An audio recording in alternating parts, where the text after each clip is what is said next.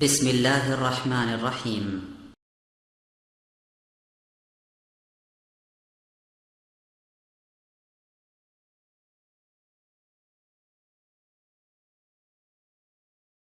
লা ইলাহা ইল্লাল্লাহ। নিয়মিত ইউটিউব ভিডিও দেখতে সাবস্ক্রাইব করুন। নতুন নতুন ভিডিও পেতে ঘন্টা বাটনটি চাপুন। আউযু বিল্লাহি মিনাশ শাইতানির রাজীম। বিসমিল্লাহির রাহমানির রাহিম। আল্লাহু ওয়ালিয়ুল্লাযীনা আমানু يخرجهم من الظلمات إلى النور.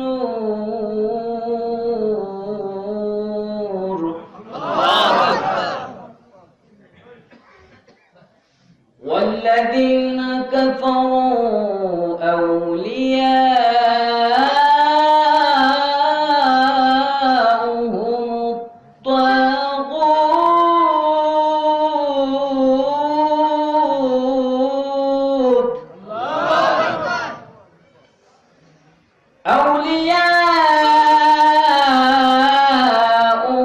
الطاغوت. يخرجونهم من النور إلى الظلمات.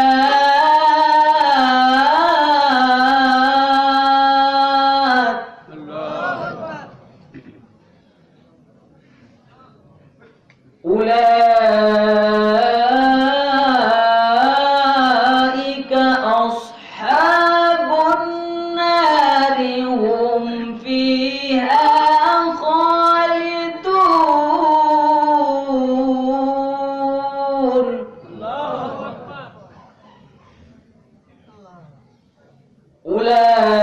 أولئك أصحاب النار هم فيها خالدون. রাসূলের প্রতি মহব্বত ভালোবাসা আপনাদের কম না বেশি? একটু আওয়াজ দিয়ে মন প্রাণ উজাড় করে ভক্তি এবং শ্রদ্ধা নিয়ে সবাই পড়ুন আল্লাহুম্মা সাল্লি আলা সাইয়্যিদিনা মাওলানা মুহাম্মদ ওয়া আলা আলি সাইয়্যিদিনা মাওলানা মুহাম্মদ। মনটা যদি হইতো প্রবাল হাওয়া, হইতো যদি শুভ্র কবুতর, মেঘের ডানায় পাঠিয়ে দিতাম, মেঘের ডানায় পাঠিয়ে দিতাম মদিনার পথে, যেথায় আমার প্রিয় নবী ঘুমায় নিরন্তর, যেথায় আমার প্রিয় নবী ঘুমায় নিরন্তর। আল্লাহুম্মা সাল্লি আলা সাইয়্যিদিনা মাওলানা মুহাম্মদ ওয়া আলা আলি সাইয়্যিদিনা মাওলানা মুহাম্মদ। রাসূল আমার হৃদয় মাঝে ভুলতে পারি না, মন যে আমার চাই যে যেতে সোনার মদিনা। আল্লাহুম্মা সাল্লি আলা সাইয়্যিদিনা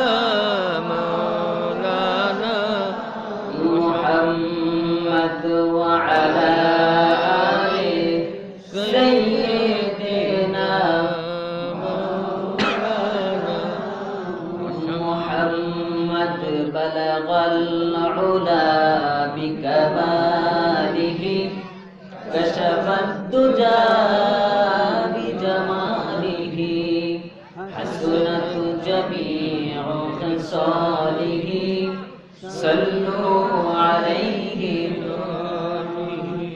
मुझे कुछ मिले या ना मिले तो मुहम्मद मिले, यानी वो शै जिससे अल्लाह मिले। बलगल उला बिकमालिही कशफत दुजा बिजमालिही हसनत जमीउ खिसालिही सल्लু আলাইহি। প্রথমেই আপনাদেরকে একটা প্রশ্ন করতে চাই। প্রশ্ন হচ্ছে, সারা বিশ্বের মুসলমানরা আজকে বিপদে আছে নাকি আরামে আছে? মুসলমানদের বিপদ কম না বেশি? আসতে বলবেন না, মুসলমানদের বিপদ কম না বেশি? এই বিপদ মুসিবত দিয়েছেন কে? এই বিপদ মুসিবত থেকে উদ্ধার করতে পারেন কে? বিপদে মুসিবতে সহায়তা করো তুমি, দুঃখ বেদনায় সান্ত্বনাও তুমি। ঠিক কিনা বলুন? বিপদে মুসিবতে সহায়তা করো তুমি, দুঃখ বেদনায় সান্ত্বনাও তুমি। হারানোর ব্যথা যদি ঘিরে ধরে আমাকে,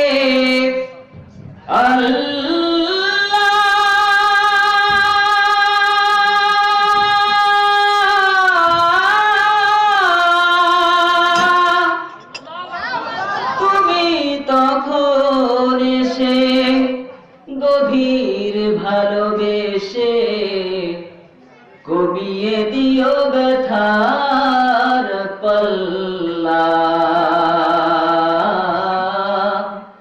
কমিয়ে দিও ব্যথার পাল্লা। একটি জীবনে মা বাবা ভাই বোন থাকে আরো কত প্রিয় আপনজন। মায়ানমারের মুসলমানরা আমাদের প্রিয়জন নাকি শত্রু? মায়ানমারের মুসলমানরা আমাদের প্রিয়জন কিনা বলুন?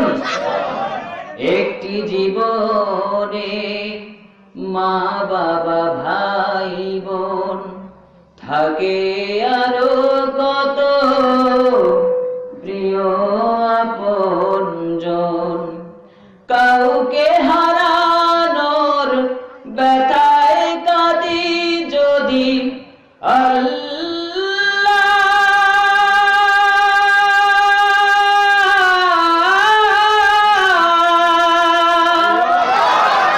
রহম ধারায় ভিজে স্মরণ করি তোমায়, জাল্লা শানুহু জাল্লা, জাল্লা শানুহু জাল্লা। জীবনের একদিকে আনন্দ সুখের গান, অন্যদিকে দেখো দুঃখ ব্যথার টান। কাউকে হারানোর ব্যথায় কাঁদি যদি আল্লাহ,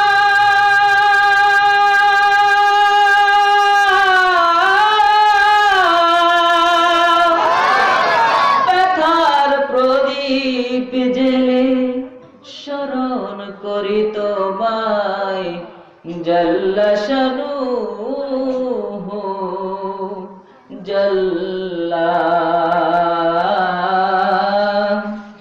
জাল্লা শানুহু জাল্লা জাল্লা শানুহু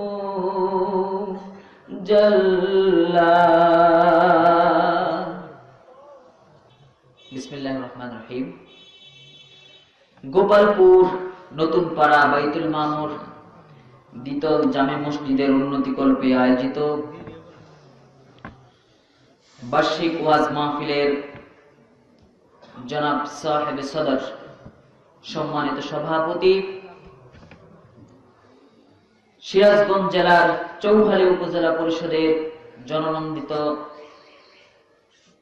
ভাইস চেয়ারম্যান, আমাদের সকলের শ্রদ্ধাভাজন ব্যক্তিত্ব জনাব মোহাম্মদ লিয়াকত আলী সাহেব, আল্লাহ তাআলা তার হায়াতে তয়্যিবা সিহাতে কুল্লিয়া দান করুক, সবাই বলুন আমিন। মাহফিলের সম্মানিত বিশেষ অতিথিবৃন্দ, আমার আগে আলোচনা করে আমাদেরকে ধন্য করেছেন বিশিষ্ট আলেম দ্বীন, সিরাজগঞ্জ জেলার খুবই পরিচিত ব্যক্তিত্ব হাফিজ মাওলানা আলী হায়দার আরিফিন সাহেব। এছাড়াও মাগরিবের পর থেকে অন্যান্য উলামায়ে কেরামগণ আলোচনা করেছেন। আল্লাহ তাআলা তার এই গোলামদেরকে দ্বীনের জন্য কবুল করুক, সবাই বলুন আমিন। সামনে বসে আছেন আজকের মাহফিলের প্রধান আকর্ষণ, দিনদার ইমানদার মুসলিম তৌহিদি জনতা, পর্দার অন্তরালে আমার মা এবং বোনেরা, স্টেজে বসে আছেন অন্যান্য অতিথিবৃন্দ, আমাদের মাঝে উপস্থিত রয়েছেন প্রশাসনের ভাইরা। প্রশাসনের ভাইরা অনেক কষ্ট করেন, ঠিক কিনা বলুন? রাত জেগে জেগে আমাদের নিরাপত্তার জন্য কাজ করেন, কথা বলুন ঠিক না বেঠিক? আল্লাহ তাআলা এই ভাইদেরকে তার দ্বীনের জন্য কবুল করুক, সবাই বলুন আমিন। সকলের প্রতি আন্তরিক সালাম দিচ্ছি, সকলে আমার সালাম গ্রহণ করুন। আসসালামু আলাইকুম ওয়া রাহমাতুল্লাহি তাআলা ওয়া বারাকাতুহু। যে জমিনে বসে কোরআনের তাফসীর শুনতে এসেছেন, সেই জমিনের মালিক কে? আল্লাহ। আসমানের মালিক কে? আল্লাহ। বাংলাদেশের মালিক নাকি অন্য কেউ? প্রশংসা হবে কার জন্য? সব সময় প্রশংসা কার জন্য? চিৎকার দিয়ে বলুন আলহামদুলিল্লাহ। রব্বানা লাকাল হামদ হামদান কাসীরান তাইয়িবান মুবারাকান ফীহি। প্রশংসা করলাম কার? আল্লাহ। সকালে ঘুম থেকে উঠে প্রশংসা কার? আল্লাহ। দুপুরে খাওয়ার শেষে প্রশংসা কার? আল্লাহ। রাত্রে ঘুমাতে যাওয়ার সময় প্রশংসা হবে কার জন্য? প্রশংসা করলাম আল্লাহ, লাভ হলো কার? কনফিউশন আছে? কোন সন্দেহ আছে? এই কথাটা বাংলাদেশের কিছু নেতারা বুঝতে চায় না, কিছু পীর সাহেব বুঝতে চায় না, কথা বলুন ঠিক না বেঠিক? আমার ভাইরা, দুনিয়ার কোন চেয়ারম্যান মেম্বারের প্রশংসা যদি করা হয়, তাহলে সেই চেয়ারম্যান মেম্বারের দুজন সমর্থক বাড়ার সম্ভাবনা আছে না নাই? যদি কোন পীর সাহেবের প্রশংসা করা হয়, তাহলে তার দুজন মুরিদ বাড়ার সম্ভাবনা আছে না নাই? কিন্তু এই আসমান এবং জমিনের পরিচালক যিনি, তার প্রশংসা করলে জিন্দেগিটা সব দিয়ে পরিপূর্ণ করে দিবেন কে? সেজন্য ইমানদার মুসলমান মুত্তাকি ভাইরা সব সময় প্রশংসা করে কার? বিশ্বনবী মুহাম্মদুর রাসূলুল্লাহ সাল্লাল্লাহু আলাইহি ওয়াসাল্লাম সাহাবীদেরকে নিয়ে একবার নামাজ আদায় করছিলেন। সূরা কিরাত পড়ার পর রুকুতে যখন চলে গেলেন, রুকুতে গিয়ে বললেন সুবহানা রাব্বিয়াল আযীম। প্রশংসা হলো কার? আল্লাহ। রুকু থেকে ওঠার সময় বললেন সামি আল্লাহু লিমান হামিদা। প্রশংসা হলো কার? আল্লাহ। সোজা হয়ে দাঁড়িয়ে বললেন রব্বানা লাকাল হামদ। প্রশংসা হলো কার? আল্লাহ। একজন সাহাবী কিছু অতিরিক্ত কথা বাড়িয়ে বললেন হামদান কাসীরান তাইয়িবান মুবারাকান ফীহি। দ্বিতীয় রাকাত নামাজ শেষ করে বিশ্বনবী সাহাবীদের দিকে ঘুরে বসলেন। জিজ্ঞেস করলেন, সাহাবীরা রে, হামদান কাসীরান তাইয়িবান মুবারাকান ফীহি, এই অতিরিক্ত কথাগুলো কে বলেছো? আমি তো তোমাদেরকে কখনো এই অতিরিক্ত কথাগুলো শেখাইনি। এই অতিরিক্ত কথাগুলো তোমাদেরকে কে বলতে বলেছে? যে সাহাবী কথাগুলো বলেছেন তিনি অত্যন্ত ভয় পেয়ে গেলেন। তিনি চিন্তা করলেন এই কথাগুলো বলার কারণে না জানি নামাজের কোন ধরনের সমস্যা হয়েছে। দাঁড়িয়ে বললেন, ইয়া রাসূলুল্লাহ, ইয়া হাবিবাল্লাহ, আমি যখন নামাজে দাঁড়াই তখন আমার আল্লাহর প্রশংসা ছাড়া পৃথিবীর আর কারো কথা আমার মনে পড়ে না। নামাজের মধ্যে যখন দাঁড়িয়েছি আমার প্রভুর ভালোবাসায়, আমার প্রভুর মুহাব্বতের দিকে তাকিয়ে এই অতিরিক্ত কথাগুলো আমার মুখ দিয়ে বেরিয়ে গিয়েছে। বিশ্বনবী বললেন, সাহাবীরে, ভয়ের কোনো কারণ নাই, চিন্তার কোনো কারণ নাই। আমি নবী, তুমি নবী নও। আমি যা দেখি তুমি তা দেখতে পাও না। এই অতিরিক্ত কথাগুলো যখন তুমি বলেছো, আমি আসমানের দিকে তাকিয়ে দেখলাম একজন দুইজন ফেরেশতা নয়, 30 জনের অধিক ফেরেশতা তোমার আমল নামায় সওয়াব লেখার জন্য কাগজ কলম নিয়ে প্রতিযোগিতায় লিপ্ত হয়ে গিয়েছে। চিৎকার দিয়ে বলুন সুবহানাল্লাহ। আচ্ছা বলুন তো, প্রশংসা করলো আল্লাহর, লাভ হলো কার? সুতরাং আমরা যারা ইমানদার মুত্তাকি সব সময় প্রশংসা করি কার? দল করবেন কার? আমার ভাইয়েরা কনফিউশনে পড়ে গিয়েছেন, হুজুর না জানি কোন দলের প্রচারণা চালানোর জন্য এসেছে। পৃথিবীর মানুষের বানানো কোন দলের কথা বলার জন্য এখানে আসে নাই। পৃথিবীর মানুষের নিজের মন গড়া মতো তৈরি করা কোন দলের ক্যানভাস করার জন্য এখানে আসে নাই। যে আল্লাহ তাআলা আমাকে এই পৃথিবীতে প্রেরণ করেছেন খলিফা হিসেবে, সেই আল্লাহ তাআলা আমাদের জন্য একটা দল দিয়ে পাঠিয়েছেন, তার নাম হচ্ছে ইসলাম। চিৎকার দিয়ে বলুন কি?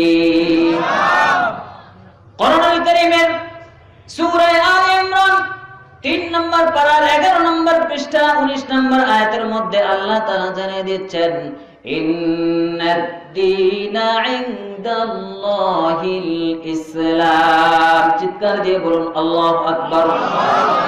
দুনিয়ার মানুষেরা, আমি যখন তোমাদেরকে পৃথিবীর বুকে প্রেরণ করেছি লাগামহীন ঘোড়ার মতো ছেড়ে দেইনি। কোন পথে তোমরা চলবে, কোন মতে তোমরা চলবে, সেই দলটা আমি নিজেই নির্ধারণ করে দিলাম। আমার কাছে, আমার নিকট একমাত্র মনোনীত জীবন ব্যবস্থার নাম হচ্ছে ইসলাম। চিৎকার দিয়ে বলুন ঠিক না বেঠিক? আমার ভাইরা, সেই জন্য আমরা যে দলই করে থাকি, আওয়ামী লীগ করতে পারি, বিএনপি করতে পারি, জাতীয় পার্টি করতে পারি, জামাত ইসলাম করতে পারি, কিন্তু ইসলামের বিষয়ে যখন আসবে তখন আমাদের কোনো দলাদলি নেই। কথা বলুন ঠিক না বেঠিক? এখানে আমরা কোনো দলের ক্যানভাস করার জন্য আসে নাই। কথা বলুন ঠিক না বেঠিক? কথা শুনবো কোরআন থেকে। কোত্থেকে? কোরআনুল কারীম থেকে কথা শুনতে হবে। যারা শ্রোতা থাকবেন তাদের জন্য একটা আদব রয়েছে, যিনি বক্তা, যিনি আলোচনা করবেন তার জন্য একটা আদব রয়েছে। শুনবেন নাকি? শুনতে রাজি আছেন? যদি আদব শুনে আমরা আলোচনা শুরু করি তাহলে আমাদের জন্য সুবিধা হবে। ঠিক না ভাই? ঠিক। প্রথমে আপনাদেরটাই বলি, যারা শ্রোতা রয়েছেন তাদের জন্য আদব হচ্ছে, কোরআনুল কারীম যিনি প্রেরণ করেছেন আমাদের জন্য তিনি বলে দিয়েছেন, ইযা কুরিআল কুরআনু ফাসতামিউ লাহু ওয়া আনসিতু লাআল্লাকুম তুরহামুন। চিৎকার দিয়ে বলুন আল্লাহু আকবার। আল্লাহ তাআলা বলছেন, দুনিয়ার মানুষেরা, তোমাদের সামনে যখন আমার কোরআন তেলাওয়াত করা হবে, তোমাদের সামনে যখন আমার কোরআনের বিশ্লেষণ করা হবে, তোমাদের সামনে যখন আমার কোরআনের তাফসীর করা হবে, ফাসতামিউ লাহু, তোমরা তা মনোযোগ দিয়ে শুনবে, ওয়া আনসিতু, আর চুপ থাকবে, কোনো ধরনের হট্টগোল করবে না। যদি এই দুইটা শর্ত পূরণ করে আমার কোরআন তোমরা শ্রবণ করতে পারো, লাআল্লাকুম তুরহামুন, আমি আল্লাহ নিজের হাতে রহমতের চাদর দিয়া তোমাদের নিরাপত্তা দিয়ে দেব। চিৎকার দিয়ে বলুন সুবহানাল্লাহ। আমার ভাইরা, কোরআন শুনবো নম্রতার সাথে। ঠিক না ভাই? ঠিক। কোরআনের মধ্যে কোন ধরনের বিশৃঙ্খলা আছে নাকি? কোরআনের মধ্যে কোন ধরনের বিশৃঙ্খলা আছে? কোরআনের কথা যেখানে হয় সেখানে সব দলের লোকেরা ভাই ভাই হয়ে পাশাপাশি বসে কোরআন শুনে, কোনোদিন চেয়ার নিয়ে মারামারি হয় না, ঠিক না ঠিক? কিন্তু আমরা মাঝে মাঝে দেখতে পেয়েছি অনেক রাজনৈতিক সভায় শেষ পর্যন্ত চেয়ার একটাও খুঁজে পাওয়া যায় না, ঠিক না ঠিক? আমার ভাইরা, কোরআন যেখানে থাকবে সেখানে কি পুলিশ, কি চেয়ারম্যান, কি মেম্বার, কি সাধারণ জনগণ, সবগুলো মানুষ ভাই ভাই হয়ে কোরআন শুনে, ঠিক না ঠিক? এবার বক্তার আদবের কথা বলবো। যিনি কোরআনের তাফসীর মানুষের সামনে তুলে ধরবেন তারও একটা আদব আছে না নাই? কোরআনুল কারীম সে কথা আমাদেরকে বলে দিয়েছে, সতর্ক করে দিয়েছে ওই সব বক্তাদের জন্য যারা কোরআনের কথা বলতে গিয়ে আয়াত লুকানোর চেষ্টা করে, ঠিক না ঠিক? পরিস্থিতির দোহাই দিয়ে কৌশল অবলম্বনের কথা বলে সেই কথাগুলো কৌশলে এড়িয়ে যায়। আমার ভাইরা, আল্লাহ তাআলা কোরআনুল কারীমের মধ্যে সতর্ক বার্তা উচ্চারণ করেছেন। 2 নম্বর পারার 5 নম্বর পৃষ্ঠা সূরা বাকারার 175 নম্বর আয়াতের মধ্যে আল্লাহ তাআলা জানায় দিচ্ছেন, ইন্নাল্লাযীনা ইয়াকতুমুনা মা আনজালাল্লাহ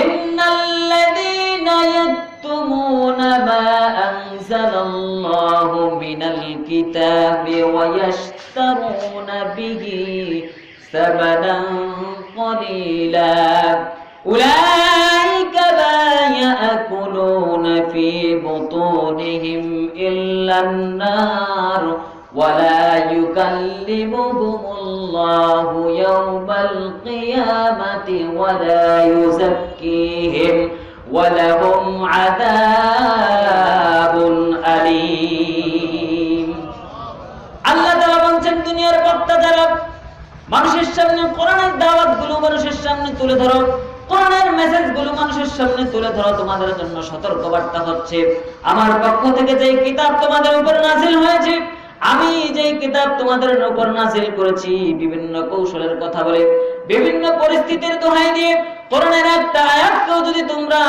মানুষের সামনে তুলে ধরতে অস্বীকার করো, গোপন করার চেষ্টা করো, ওয়ায়াশতারুনা বিহি সামানান কলিলা, আর তার বিনিময়ে সামান্য কিছু গ্রহণ করো, সেই বিনিময়ে দিয়ে পেটের মধ্যে তুমি যাই ঢুকাও না কেন সেটা জাহান্নামের আগুন ছাড়া আর কিছুই নয়। চিৎকার দিয়ে বলুন নাউযুবিল্লাহ। এরপরে আল্লাহ আরো বড় একটা থ্রেট দিছে। থ্রেট তো দুনিয়ার মানুষ দেয়, ঠিক না ঠিক? আল্লাহ দিছে সব থেকে বড় থ্রেট। বলুন তো, দুনিয়ার মানুষের থ্রেট শুনে কি আমাদের অন্তরটা কাঁপবে নাকি আল্লাহ থ্রেট শুনে কাঁপবে? আল্লাহ তাআলা বলে দিয়েছেন, ওয়ালা ইউকাল্লিমুহুমুল্লাহু ইয়াওমাল কিয়ামা, কিয়ামতের ময়দানে ওই বক্তার সাথে আল্লাহ তাআলা রাগ করে কথাই বলবেন না, নাউযুবিল্লাহ। ওয়ালা ইউযাক্কিহিম, আর আল্লাহ তাআলা সেদিন তাকে পরিশুদ্ধ করবেন না। ওয়ালাহুম আযাবুন আলীম, আর তার জন্য রয়েছে যন্ত্রণাদায়ক শাস্তি। চিৎকার দিয়ে বলুন নাউযুবিল্লাহ। আমার ভাইরা, বলুন তো, না হয় রিস্ক নিয়ে জাহান্নামে যাওয়ার নিয়ত করলাম, আপনারা কি আমার সাথে কেউ জাহান্নামে যাইতে রাজি আছেন? কেউ জাহান্নামে যাইতে রাজি আছেন? হাত তোলেন। কেউ রাজি আছেন? আপনারা যদি না যান, আমি একলা জাহান্নামে যাব কেন? কথা বলেন। আমি একা জাহান্নামে যাইতে রাজি আছি, কথা বলুন ঠিক না বেঠিক? তার জন্য আমাদেরকে কোরআন থেকে সঠিক কথাগুলোই বলতে হবে, ঠিক না বেঠিক? কোরআনের কোনো বিরোধী দল নাই, আল্লাহর কোনো বিরোধী দল নাই, ঠিক না বেঠিক? আল্লাহ তাআলা শয়তানকে বিরোধী দল মনে করে না, একটু সুযোগ দিছে আর কি, ঠিক না বেঠিক? হালকা পাতলা একটু সুযোগ দিছে, কিন্তু যেদিন আল্লাহ কেসি দিয়া চাপ দিয়া ধরবো সেদিন নড়াচড়ার কোনো সুযোগ আছে? সুযোগ আছে? সুতরাং আমরা কোরআন থেকে কথা শুনবো, ঠিক না বেঠিক? এই কোরআন থেকে কথা শুনতে ভালো লাগে না খারাপ লাগে ভাইরা? আচ্ছা বলুন তো, এতক্ষণ যা বলেছি কোন ব্যক্তির উপর আমরা আক্রমণ করেছি? কোন দলের উপর আক্রমণ করেছি? কোরআন থেকে কথা বলবো, রাজি আছে মুসলমান? কোরআন থেকে কথা শুনবো, রাজি আছে মুসলমান? কারা কারা রাজি আছেন দুহাত তুলে আল্লাহকে দেখান। লিল্লাহে তাকবীর, লিল্লাহে তাকবীর। আল কোরআনের আলো, আল হাদিসের আলো, কোরআন হাদিস যেখানে, জঙ্গিবাদ যেখানে, জোরে বলুন মারহাবা। কোরআনের ধরনের তাফসীর যখন আমরা বাংলাদেশের বিভিন্ন প্রান্তে শোনার জন্য বসেছি, তখন মুসলমানরা ভালো নেই, কথা বলুন ঠিক না ঠিক? সারা বিশ্বের মুসলমানদের উপর আজকে স্টিম রোলার চালানো হচ্ছে, নির্যাতনের, কথা বলুন ঠিক না ঠিক? মায়ানমারের মুসলমানরা নির্যাতিত হচ্ছে, কাশ্মীরের মুসলমানরা নির্যাতিত হচ্ছে, বসনিয়া চেচনিয়ার মুসলমানরা নির্যাতিত হচ্ছে, কথা বলুন ঠিক না ঠিক? মুসলমানদের এই নির্যাতনের পরিস্থিতি দেখে বিশ্বনবীর একটা হাদিসের কথা মনে পড়ে গেল। বিশ্বনবী বলেছেন, আল মুসলিমু কারাজুলিন ওয়াহিদিন ইনিস্তাকা আইনুহু ইস্তাকা কুল্লুহু ইনিস্তাকা রাসুহু ইস্তাকা কুল্লুহু। সুবহানাল্লাহ বলেন। বিশ্বনবী মুহাম্মদুর রাসূলুল্লাহ সাল্লাল্লাহু আলাইহি ওয়াসাল্লাম দুনিয়ার মানুষগুলোকে ডেকে বললেন, দুনিয়ার মানুষেরা রে, তোমরা যারা আমার উম্মত হয়েছো, আমার উপর বিশ্বাস স্থাপন করেছো, আমার দাওয়াত গ্রহণ করেছো, মুসলমান জাতির ছায়া তুলে এসেছো, তোমাদের জন্য আমি বলে যাই, তোমরা যারা মুসলমান হয়েছো, তোমরা সবাই হচ্ছে একটা দেহের ন্যায়। কয়টা দেহের ন্যায়? একটা দেহের ন্যায়। যদি একটা দেহের ইনিস্তাকা আইনুহু ইস্তাকা কুল্লুহু, যদি চোখের মধ্যে ব্যথা পাওয়া যায়, সারা শরীরে ব্যথা ছড়িয়ে পড়ে, ঠিক না ঠিক? যদি মাথার মধ্যে ব্যথা পাওয়া যায়, সারা শরীরে ব্যথা ছড়িয়ে পড়ে, ঠিক না ঠিক? আমার ভাইয়েরা, আমার পায়ের মধ্যে যদি একটা কাটা ফুটে, আমি উহ শব্দ করি কি করি না? উহ শব্দ যদি আমার না আসে মুখ দিয়ে, তাহলে ডাক্তারের কাছে জিজ্ঞেস করব, ডাক্তার সাহেব, আমার পায়ে একটা কাটা ফুটেছে, কিন্তু আমি কোনো ব্যথা অনুভব করছি না। তখন ডাক্তার আমাকে বলবে, ভাই, আপনি তো প্যারালাইসিসের রোগী হয়ে যাচ্ছেন, ঠিক না ঠিক? একমাত্র প্যারালাইসিসের রোগীদের এই অনুভূতি শক্তি নষ্ট হয়ে যায়, ঠিক না ঠিক? আমার ভাইয়েরা, বিশ্বনবী মুহাম্মদুর রাসূলুল্লাহ সাল্লাল্লাহু আলাইহি ওয়াসাল্লাম সবথেকে বড় বিজ্ঞানী ছিলেন, ঠিক না ঠিক? তিনি উদাহরণ দিয়েছেন বিজ্ঞানের মতো করে, তিনি উদাহরণ দিয়েছেন সবথেকে বড় জ্ঞান দিয়ে। আমার ভাইয়েরা, সারা বিশ্বের মুসলমানদেরকে একটি দেহের সাথে তুলনা করেছেন। চেচনিয়ার মুসলমানরা বাংলাদেশের মুসলমানদের শরীরের একটি অঙ্গ, বসনিয়ার মুসলমানরা বাংলাদেশের শরীরের একটি অঙ্গ, আবার কাশ্মীরের মুসলমানরা সৌদি আরবের মুসলমানদের শরীরের একটি অঙ্গ, কথা বলুন ঠিক না ঠিক? যদি মায়ানমারের মুসলমানদের উপর নির্যাতন হয়, বাংলাদেশের মুসলমানদের অন্তরটা কেঁপে উঠবে, ঠিক না ঠিক? যেহেতু তারা আমাদের শরীরের একটি অংশ, শরীরের একটি যে কোনো অঙ্গে যদি ব্যথা পাওয়া যায়, তাহলে সারা শরীরে ব্যথা অনুভূত হতে হবে। আজকে কাশ্মীরের মুসলমানদের উপর নির্যাতন হলে বাংলাদেশের মুসলমানদের অন্তরে রক্তক্ষরণ হবে কি হবে না? এটাই তো কথা ছিল বিশ্বনবীর হাদিস অনুযায়ী। কিন্তু আমার ভাইরা, আমরা কি দেখতে পাচ্ছি? দলীয় সংকীর্ণ মনতার কারণে, শুধুমাত্র আমার হৃদয়ের সংকীর্ণ মনতার কারণে আজকে আমাদের মুসলমানরা নির্যাতনের শিকার হয়। আমাদের পক্ষ থেকে কোনো ধরনের পদক্ষেপ আমরা নেই না। আজকে সারা বাংলাদেশের সাধারণ মুসলমান যারা রয়েছে, তাদের অন্তরটা বড় ব্যথা। দায়িত্বশীল পর্যায়েরা যারা রয়েছেন, তারা আমাদের সম্মুখে তাদের বক্তব্যকে স্পষ্ট করছেন না, কথা বলুন ঠিক না ঠিক? পার্শ্ববর্তী দেশ হিসাবে রোহিঙ্গা মুসলিমদের জন্য আমাদের কিছু করণীয় আছে, ঠিক না ঠিক? আমরা এমন কিছু করব যাতে করে আমার দেশেরও কল্যাণ হয়, আবার সেই মুসলমান গুলো ভালোভাবে বাঁচতে পারে। আমার ভাইয়েরা, আমরা যারা দায়িত্বশীল পর্যায়ে রয়েছি, আমাদের অন্তরটা যদি সেরকম তাজা থাকতো, আমাদের ঈমানটা যদি প্যারালাইসিসের রোগ না হতো, তাহলে নিশ্চয়ই আমাদের অন্তরে, আমাদের হৃদয়ে রক্তক্ষরণ হতো, আমরা পদক্ষেপ নিতাম। সুতরাং প্রশ্ন জাগে আমাদের মনে, মুসলমানদের উপর নির্যাতন করা হয়, আজকে আমাদের পক্ষ থেকে আমরা সামান্য বিবৃতি পর্যন্ত দেই না, সামান্য সান্ত্বনাটুকু পর্যন্ত দেই না। প্রশ্ন হয় আমাদের মনের মধ্যে, আমাদের ঈমানের মধ্যে প্যারালাইসিসের রোগ ধরেছে, কথা বলুন ঠিক না ঠিক? আজকে বিশ্বের মডেল রাষ্ট্রগুলো, বিশ্বের ক্ষমতাধর রাষ্ট্রগুলো বসে বসে দাঁত কেলিয়ে হাসছেন। স্মরণ করিয়ে দিতে চাই আপনাদেরকে ফেরাউনের কথা, কথা বলুন ঠিক না ঠিক? স্মরণ করিয়ে দিতে চাই নমরুদের কথা। নমরুদ রাষ্ট্রপতি ছিল, নমরুদ স্বৈরশাসক ছিল, জুতার বাড়ি দিয়া আল্লাহ তাকে পৃথিবীর থেকে বিদায় করেছে, কথা বলুন ঠিক না ঠিক? ফেরাউনের রাষ্ট্রপতি ছিল, ফেরাউনের ক্ষমতা ছিল, আল্লাহ তাআলা লোহিত সাগরে ডুবিয়ে ডুবিয়ে মেরেছেন, কথা বলুন ঠিক না ঠিক? তার লাশটা আজও শুটকি দিয়ে রেখেছেন পৃথিবীর মানুষের দৃষ্টান্ত দেওয়ার জন্য, কথা বলুন ঠিক না ঠিক? এখন ফেরাউন নমরুদরেও গালিগালাজ করা যায় না, ফেরাউন নমরুদে গালিগালাজ করি, আর কিছু কিছু মানুষ তাদের ভিতরে জ্বালা পড়া হয়, কথা বলুন ঠিক না ঠিক? মুসলমানদেরকে আমরা সচেতন করব। আমরা স্মরণ করে দিতে চাই মায়ানমারের সেই রাষ্ট্রপ্রধানকে, মুসলমানদের উপর নির্যাতন চালাচ্ছ, আল্লাহর পক্ষ থেকে যখন গজব নাযিল হবে দৌড়ে পালানোর জায়গা পাবে না, কথা বলুন ঠিক না ঠিক? আজকে ইসরায়েলের ইহুদিরা মুসলমানদের, ফিলিস্তিনের শিশু, ছোট্ট ছোট্ট শিশুগুলোকে মেরেছে, ফিলিস্তিনের ছোট্ট সোনামণিদেরকে আজকে লাশ করে দিয়েছে, কথা বলুন ঠিক না ঠিক? মায়ের কোল খালি করেছে, কথা বলুন ঠিক না ঠিক? কিছুদিন আগে আমরা পত্রিকায় দেখেছি, সেখানে ইসরায়েলের হাইফা নগরীতে যেই পরিমাণ দাবানল জ্বলেছে, হাজার হাজার ইহুদি পরিবার তাদের বাড়ি ছাড়তে বাধ্য হয়েছে, কথা বলুন ঠিক না ঠিক? এর জন্য কি মুসলমানদের টাকা পয়সা খরচ করা লাগছে? মুসলমানদের টাকা পয়সা লাগছে?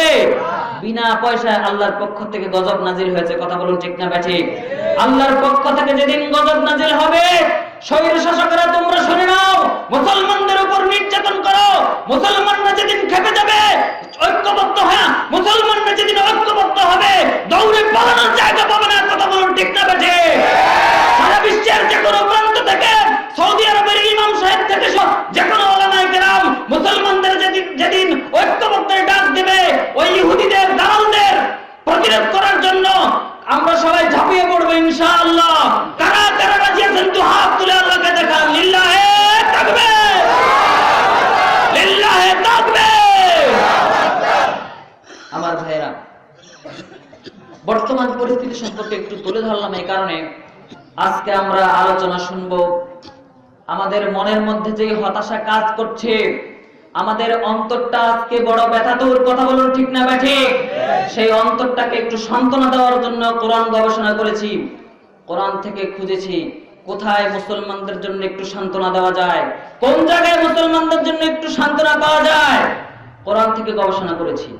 পৃথিবীর মানুষের কোন দলের বানানো কথা নয় এগুলো, কোরআন থেকে কথা শুনবো, ঠিক না ঠিক? রাজি আছেন মুসলমান? আমাদেরকে সান্ত্বনা দেওয়ার যখন কেউ নেই, তখন কোরআন আমাদেরকে সান্ত্বনা দিচ্ছে, শুনুন। কোরআন বলে, আল্লাহর ইমানদার বান্দারা, তোমাদের মধ্যে হতাশা কাজ করছে, তোমরা আজকে ভীত সন্ত্রস্ত হয়ে পড়েছো, তোমাদের মনের মধ্যে আজকে এমন মনে হচ্ছে, হায় রে, মুসলমান হয়ে জন্ম নিয়েই মনে হয় বিপদে পড়ে গেলাম, মুসলমান হয়ে জন্ম নিয়েই মনে হয় আজকে খুব সমস্যার মধ্যে পড়ে গেলাম, আজকে আমাদেরকে গুলি করা হয়, আজকে আমাদের লাশগুলো পানির উপর ভাসতে থাকে। এই অবস্থা দেখে আমাদের অন্তরটা বড় কাঁদে। এই সময় কোরআন আমাদের বলছে, দুনিয়ার নির্যাতিত মুসলমানরা, তোমাদের অন্তর কাঁদছে, তোমাদেরকে সান্ত্বনা দেওয়ার জন্য বলছি। কোরআনুল কারীমের মধ্যে 3 নম্বর পারার 2 নম্বর পৃষ্ঠার মধ্যে রয়েছে, হাফেজ সাহেবরা বলতে পারবেন, আল্লাহ তাআলা জানিয়ে দিচ্ছেন, আল্লাহু ওয়ালিয়ুল্লাযীনা আমানু ইউখরিজুহুম মিনাজ যুলুমাতি ইলান নূর। চিৎকার দিয়ে বলুন আল্লাহু আকবার। আল্লাহ তাআলা বলছেন, আল্লাহু ওয়ালিয়ুল্লাযীনা আমানু, হতাশাগ্রস্ত মুসলমানরা শুনে নাও, আমি আল্লাহ তোমাদের বন্ধু হয়ে যাব, আমি আল্লাহ তোমাদের বন্ধু হয়ে যাব, আমি আল্লাহ তোমাদের অভিভাবক হয়ে যাব। আচ্ছা বলুন তো, যে আল্লাহ আমাদেরকে পৃথিবীতে পাঠাইছেন, সেই আল্লাহ যদি আমাদের অভিভাবক হয়ে যায়, তাহলে আমাদের চিন্তা থাকবে না, আমাদের হতাশা থাকবে লা তাহজান ইন্নাল্লাহা মা'ানা। বিশ্বনবী আবু বকরকে নিয়ে যখন হিজরত করছিলেন, গুহার মধ্যে যখন তিনি আশ্রয় গ্রহণ করলেন, তখন আবু বকরের অন্তরটা একটু ভয় ভয় ছিল। আবু বকরের এই পরিস্থিতি দেখে এবার বিশ্বনবী একটু সান্ত্বনা দেওয়ার প্রয়োজন মনে করলেন, সান্ত্বনা দিলেন, আবু বকর রে, যে আল্লাহ আমাকে পৃথিবীতে প্রতিনিধি বানিয়ে পাঠিয়েছেন, সেই আল্লাহ আমাদের সাথে রয়েছেন, সুবহানাল্লাহ। আল্লাহ যদি আমাদের সাথে থাকে, লা তাহজান, কোন ধরনের চিন্তাও নাই, কোন ধরনের ভয় নাই, জোরে বলুন ঠিক না ব্যাঠি? সেই জন্যই আল্লাহ বলছেন, আল্লাহু ওয়ালিয়ুল্লাযীনা আমানু, আমি আল্লাহ তোমাদের অভিভাবক হয়ে যাব, আমি আল্লাহ তোমাদের বন্ধু হয়ে যাব, তবে দুইটা শর্ত আছে। কথা বলুন, কয়টা শর্ত? দুইটা শর্ত। শর্তগুলো শুনবেন নাকি আপনারা? আপনাদের কি কষ্ট হচ্ছে? আমরা কি শেষ করে দেব? চলবে? দুইটা শর্ত রয়েছে। এক নাম্বার শর্ত হচ্ছে আল্লাযীনা আমানু, যদি তোমরা আমার প্রতি ঈমান আনো। আচ্ছা বলুন তো, এখানে যারা উপস্থিত হয়েছেন এখানে কি বেঈমান কেউ আছে নাকি? বেঈমান কেউ আছে? আমরা সবাই ঈমান এনেছি না? যদি ঈমান এনে থাকি তাহলে আমাদের এক নম্বর শর্ত পূরণ হয়ে গেছে। আলহামদুলিল্লাহ বলেন। হতাশা একটু কেটে গেছে না? আর একটু কেটে যাবে, সামনে আসি। আল্লাযীনা আমানু, এক নম্বর শর্ত হলো আমার প্রতি যদি ঈমান আনো। দুই নম্বর শর্ত হলো ইউখরিজুহুম মিনাজ যুলুমাতি ইলান নূর।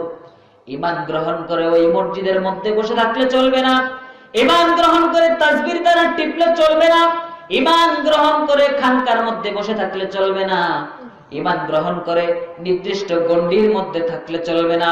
ইউখরিজুহুম মিনাজ যুলুমাতি ইলান নূর, শয়তানের ওয়াসওয়াসায় পড়ে, শয়তানের ধোঁকায় পড়ে যেসব মানুষগুলো আলোর দিক থেকে অন্ধকারাচ্ছন্ন পথের দিকে চলে গিয়েছে, খারাপ দিকে চলে গিয়েছে, আমার বিধানগুলো মানতে চায় না, আমার বিধানগুলো মানতে বাধা দেয়, আমার রাসূলের দেয়া আদর্শকে মানতে বাধা দেয়, সেই মানুষগুলোকে যদি মিনাজ যুলুমাতি ইলান নূর, খারাপ দিক থেকে আলোর দিকে নিয়ে আসতে পারো, নূরের দিকে নিয়ে আসতে পারো, ইসলামের দিকে নিয়ে আসতে পারো, এই দুইটা শর্ত যদি তোমরা পূরণ করো, আমি আল্লাহ তোমাদের বন্ধু হয়ে যাব। আর আমি আল্লাহ যদি তোমাদের বন্ধু হয়ে যাই, তোমাদের হতাশা, তোমাদের চিন্তা ভাবনা সব আমি আল্লাহ দূর করে দেব। চিৎকার দিয়ে বলুন সুবহানাল্লাহ। হতাশা গেছে? হতাশা গেছে? হতাশা থাকবে না মুসলমানদের। মুসলমানদের হতাশা থাকবে না। যে আল্লাহ আমাদেরকে সৃষ্টি করেছেন সেই আল্লাহ আমাদের সাথে রয়েছেন। কথা বলুন ঠিক না ঠিক? মুসলমানদের হতাশা দূর করার জন্য আমার আল্লাহই যথেষ্ট। পৃথিবীর কোন পরগাছা ক্ষমতাধর ব্যক্তির কাছে সান্ত্বনা চাই না, আমরা সান্ত্বনা চাই কার কাছে? আমার ভাইরা, আল্লাহর বন্ধুত্ব গ্রহণ করব। আল্লাহ দুইটা শর্ত দিয়ে দিলেন। দুনিয়ার মধ্যে যখন আমরা চলতে যাই, বিভিন্ন সময় আমাদের কাছেও বন্ধুত্বের অফার আসে। কথা বলুন ঠিক না ঠিক? আমার চেয়ারম্যান সাহেব এখানে বসা, আমি আমার চেয়ারম্যান সাহেবের প্রতি শ্রদ্ধা রেখে বলছি, আমার বিশ্বাস আপনাদের সকলের ভালোবাসা এবং মহব্বতের কারণে তিনি আজ ক্ষমতায় আছেন। কথা বলুন ঠিক না ঠিক? যে পরিস্থিতি এখন চলছে তারপরেও আপনারা তাকে ভালোবাসেন বিধায় তিনি এখন ভাইস চেয়ারম্যান। কথা বলুন ঠিক না ঠিক? কিন্তু আমার ভাইয়েরা, যখন ইলেকশন আসে, রাত্রি বেলা ৩টা-৪টার দিকে ঘরের দরজার কড়া নাড়া হয়, দরজা খোলার পর হাতের মধ্যে একটা কড়কড়া ৫০০ টাকার নোট দেওয়া হয়। কথা বলুন ঠিক না ঠিক? নোট দিয়ে আমাকে বন্ধুত্বের অফার দেয়। বন্ধুত্বের অফার দিয়ে বলে, চলো দোস্ত, আগামীকাল থেকে এই সমাজটাকে পরিবর্তন করবো আমরা দুইজন। ওই ৫০০ টাকার একটা কড়কড়ার নোট হাতে পেয়ে আমি তখন ভুলে যাই যেই ব্যক্তি আমাকে ৫০০ টাকার নোট দিল তার বন্ধুত্ব আমি গ্রহণ করে নিলাম, কিন্তু একটু চিন্তা করলাম না এই বন্ধুত্বের কারণে না জানি আমাকে জাহান্নামের আগুনে জ্বলতে হয়। একটু চিন্তা করলাম না এই বন্ধুত্ব আমাকে জান্নাতের পথে রাখবে না জাহান্নামের পথে রাখবে। আমার ভাইয়েরা, আমরা মানুষ হিসেবে আমাদের বিবেক খাটানো উচিত। গৃহপালিত পশু ছাগল, ছাগল চিনেন তো আপনারা? এখানে অনেকে ছাগল পালেন। যারা ছাগল পালেন, সকালবেলা যখন ছাগলটাকে নিয়ে বের হয়ে যান, সেই ছাগলটা যখন বের করে নিয়ে যান তখন সেই ছাগলটাও ৩টা বিষয়ে চিন্তা করে। এক নম্বর বিষয় চিন্তা করে, আমার মালিক আমাকে যে নিয়ে যাচ্ছে আমাকে কি ঘাস খাওয়ানোর জন্য নিয়ে যাচ্ছে কিনা, ১ নাম্বার চিন্তা। ২ নাম্বার চিন্তা করে, আমার মালিক আমাকে কি কসাইয়ের কাছে বিক্রি করার জন্য নিয়ে যায় কিনা। ৩ নাম্বার চিন্তা করে, আমার মালিক আমাকে নিজে জবাই করার জন্য নিয়ে যায় কিনা। এই ৩টা চিন্তা ছাগল করে নিজের স্বার্থে। কিন্তু আমরা মানুষ বন্ধুত্বের অফার পেয়ে কর করা 500 টাকার একটা নোট পেয়ে, একটা মাত্র আবুল বিড়ি পেয়ে, এক কাপ চা পেয়ে শুধুমাত্র ভুলে যাই এই লোকটার বন্ধুত্ব গ্রহণ করলাম, এই লোকটার বন্ধুত্ব গ্রহণ করার কারণে আমাকে জাহান্নামে যাইতে হবে নাকি জান্নাতে যাইতে হবে। মানুষ আমাদের বিবেককে আমরা খাটাই না। আমার ভাইরা, এই বিবেক আল্লাহ তাআলা দিয়েছেন কি ভোঁতা করে ফালায় রাখার জন্য নাকি খাটানোর জন্য? আমার ভাইরা, আল্লাহ তাআলা আমাদেরকে শর্ত দিয়ে দিলেন, বন্ধুত্ব গ্রহণ করতে হলে শর্ত পূরণ করতে হবে। এরকম বন্ধুত্বের অফার এসেছিল ইদ্রিস আলাইহিস সালামের কাছে। ইদ্রিস আলাইহিস সালাম আল্লাহর একজন পয়গম্বর। ইদ্রিস আলাইহিস সালামের সাথে বন্ধুত্ব করতে চাইলেন আজরাইল। বন্ধুত্বের অফার কে দিচ্ছেন? বলুন, কে দিচ্ছেন? বন্ধুত্ব গ্রহণ করবে কার সাথে? ইদ্রিস আলাইহিস সালামের সাথে। কার সাথে? আল্লাহর কাছে অনুমতি চাইলেন, আল্লাহ গো, আপনার মহব্বতের বান্দা, আপনার প্রিয় পয়গম্বর ইদ্রিস আলাইহিস সালামকে আমার বড় পছন্দ হয়েছে। আমি ইদ্রিস আলাইহিস সালামের বন্ধুত্ব গ্রহণ করতে চাই, তার সাথে বন্ধু পাতাইতে চাই। আল্লাহ বললেন, যাও, অনুমতি দিলাম, তবে ইদ্রিস আলাইহিস সালাম যদি তোমাকে বন্ধু হিসেবে গ্রহণ করে শর্ত সাপেক্ষে। ইদ্রিস আলাইহিস সালামের কাছে চলে আসলেন আজরাইল।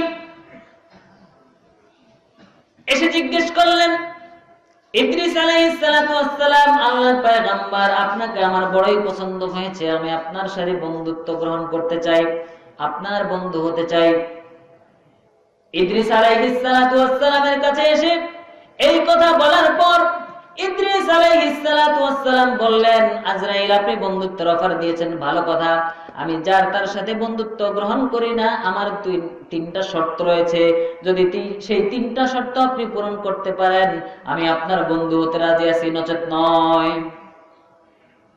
এবার আজরাইল আলাইহিস সালাম বললেন, ইদ্রিস রে, আপনার কি কি শর্ত রয়েছে আমাকে বলুন, আমি চেষ্টা করব আপনার শর্তগুলো পূরণ করার জন্য। ইদ্রিস বললেন, আমার 1 নাম্বার শর্ত, আমি জানতে পেরেছি তুমি যখন মানুষের জীবন কবজ করো তখন মানুষের অনেক কষ্ট হয়, আমি ইদ্রিস নবী হয়ে সেই কষ্টটা অনুভব করতে চাই। তুমি আমাকে আমার জানটাকে কবজ করবে, আবার আমার জানটা ফেরত দিবে। এই শর্ত যখন দিয়েছে তখন বলুন তো আজরাইল আলাইহিস সালামের মাথা খারাপ হওয়ার অবস্থা। দুনিয়ার মানুষ আমি জান কবজ করি কত ভয় পায়, ভয়ে প্রস্রাব পায়খানা করে দেয়, কথা বলুন ঠিক না বেঠিক, অসুস্থ হয়ে যায়, কথা বলুন ঠিক না বেঠিক। আর এই লোক নিজ ইচ্ছায় মৃত্যু গ্রহণ করতে চাইছে, এটা আবার কেমন কথা? তিনি ভয় পেয়ে গেলেন, চিন্তা করলেন এটা আবার কেমন শর্ত। আল্লাহকে বললেন, আল্লাহ, তোমার পয়গম্বরের সাথে বন্ধুত্ব গ্রহণ করতে এসে বেকায়দায় পড়ে গেলাম, তিনি মৃত্যুবরণ করতে চায়, আবার তার জানটা আবারও তাকে ফিরিয়ে দিতে হবে। আবার যদি ফিরিয়ে দিতে হয় আমি কি করতে পারি? আল্লাহ বললেন, আজরাইল রে, তুমি তার শর্ত গ্রহণ করে নাও, তার জানটাকে কবজ করো, আবার ফিরিয়ে দাও, আমি অনুমতি দিলাম। আজরাইল আলাইহিস সালাম জানটাকে কবজ করলেন, আবার তার জানটাকে ফেরত দিয়ে দিলেন।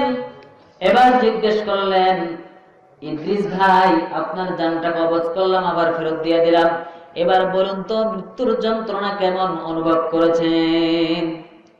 ইদ্রিস আলাইহিস সালাম দুটি চোখের পানি দরদর করে ছেড়ে দিলেন, আজরাইল রে, আমি আল্লাহর পয়গম্বর, আমি আল্লাহর মহব্বতের বান্দা, আমি দুনিয়াতে এসেছি আল্লাহর প্রতিনিধি হয়ে, নিজে ইচ্ছা করে জানটাকে কবজ করাইলাম, তারপরেও আমার কাছে মনে হয়েছে একটা বকরিকে জবাই করা ছাড়া তার গা থেকে টেনে টেনে চামড়াগুলো ছিলে তার গায়ে যদি লবণ লাগিয়ে দেওয়া হয়, ওই বকরিটার যেমন পরিমাণ কষ্ট হবে তার থেকে বেশি পরিমাণ কষ্ট আমার অনুভব হয়েছে। আল্লাহু আকবার। ইদ্রিস আলাইহিস সালাম এবার বললেন, 2 নাম্বার শর্ত, আমি জানতে পেরেছি জাহান্নামের কষ্টগুলো অনেক বেশি, আমি জাহান্নামের কষ্টগুলো নিয়ে চোখে দেখতে চাই। এবার আজরাইল আলাইহিস সালাম 2 নাম্বার শর্ত পূরণ করার জন্য ইদ্রিস নবীকে নিয়ে জাহান্নামের মধ্যে প্রবেশ করলেন, জাহান্নাম থেকে বের হয়ে আসলেন। এবার 3 নাম্বার শর্ত, তিন নাম্বার শর্ত হচ্ছে আমি জান্নাতের মধ্যে প্রবেশ করতে চাই, আল্লাহর জান্নাতের নাজ নিয়ামত গুলো নিজ চোখে দেখতে চাই, উপভোগ করতে চাই। এবার আজরাইল ইদ্রিস নবীকে নিয়ে জান্নাতে প্রবেশ করলেন, জান্নাতের সব কিছু দেখলেন। দেখার পরে জান্নাত থেকে বের হওয়ার সময় বললেন, ইদ্রিস ভাই এবার চলেন বের হয়ে যাই। এবার ইদ্রিস নবী কয়, তুমি যাও, আমি যাব না। এবার বেকায়দা আরো বাড়ছে কিনা। এবার আজরাইল আলাইহিস সালাতু ওয়াস সালাম পুরোই বেকায়দায় পড়ে গেছে। এ কেমন শর্ত? তিনটা শর্তই পূরণ করলাম, ভালো কথা, এখন জান্নাত থেকে বের হইতে চায় না। ইদ্রিস আলাইহিস সালাতু ওয়াস সালাম বললেন, আমি যখন জান্নাতে প্রবেশ করেছি আর বের হব না। আল্লাহ তাআলা ডাক দিয়ে বললেন, আজরাইল রে, তুমি একাই চলে আসো, আমি ইদ্রিসের কপালে এটাই লিখেছিলাম, তাকে জান্নাতে রেখে আসো। চিৎকার দিয়ে বলুন সুবহানাল্লাহ। কোরআনুল কারীমের মধ্যে আল্লাহ সেই কথা ঘোষণা দিয়েছেন, খালিদিনা ফিহা লা ইয়াবগুনা আনহা হিওয়ালা। চিৎকার দিয়ে বলুন আল্লাহু আকবার। আল্লাহ তাআলা বলছেন, জান্নাতের মধ্যে আমি যাদেরকে প্রবেশ করাই তাদেরকে কখনোই জান্নাত থেকে বের করে দেব না, চিরস্থায়ী ভাবে তারা জান্নাতে থাকবে। চিৎকার দিয়ে বলুন সুবহানাল্লাহ। আমার ভাইরা, আমরা যারা এই কোরআনের মাহফিলে বসেছি, এটা কি জান্নাতের বাগান কিনা? বিশ্বাস হয় আপনাদের?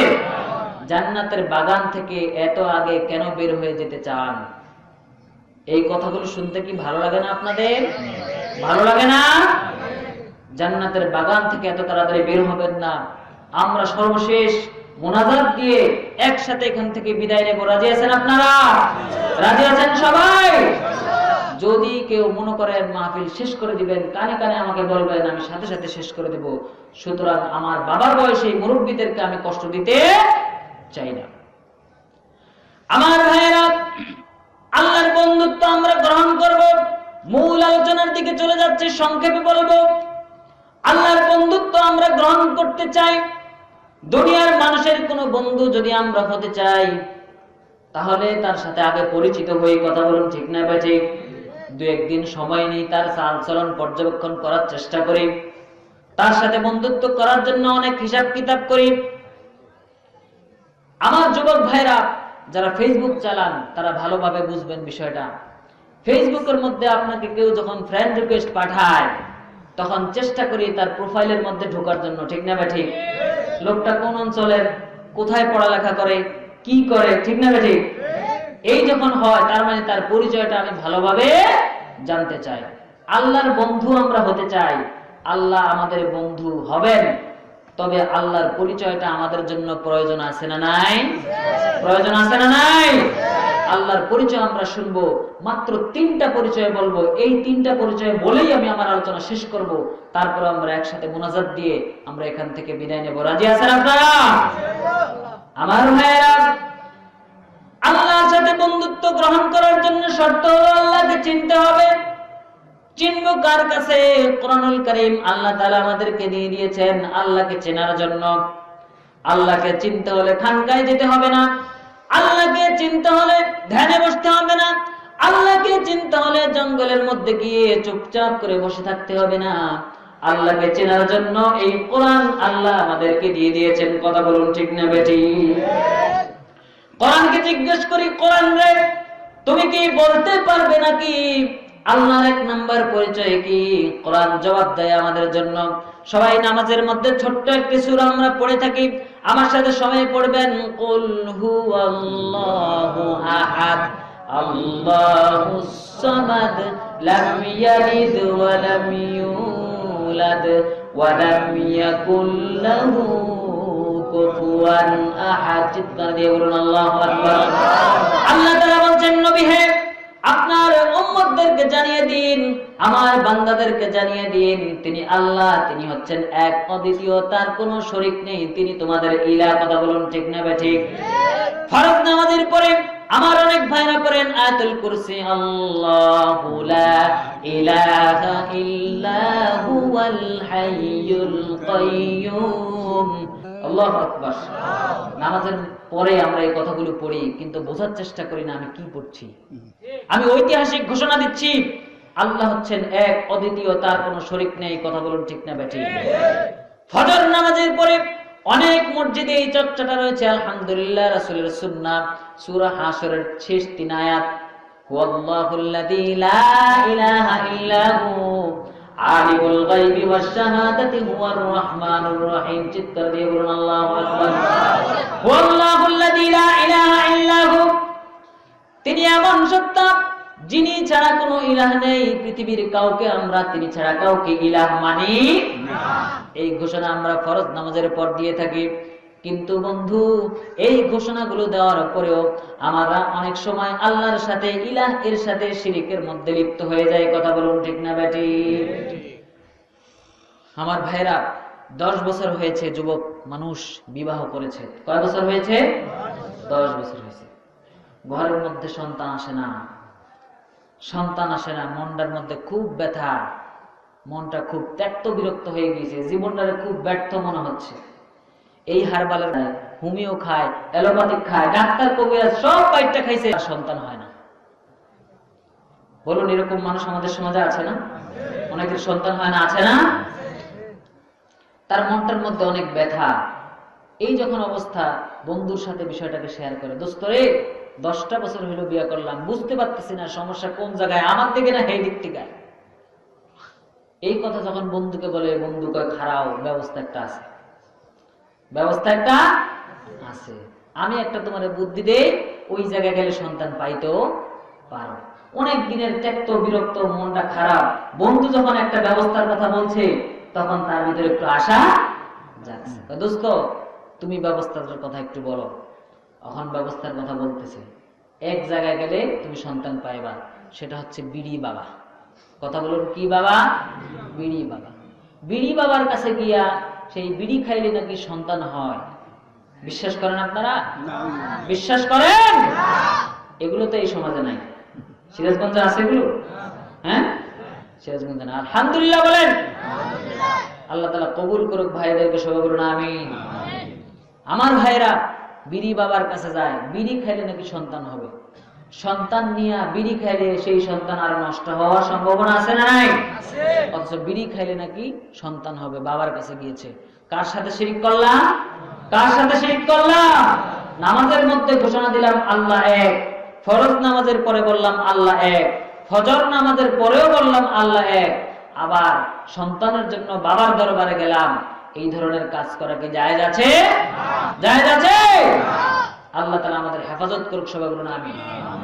এই শিরকের ব্যাপারে হযরত লুকমান আলাইহিস সালাম আল্লাহর একজন আবেদ বান্দা ছিলেন।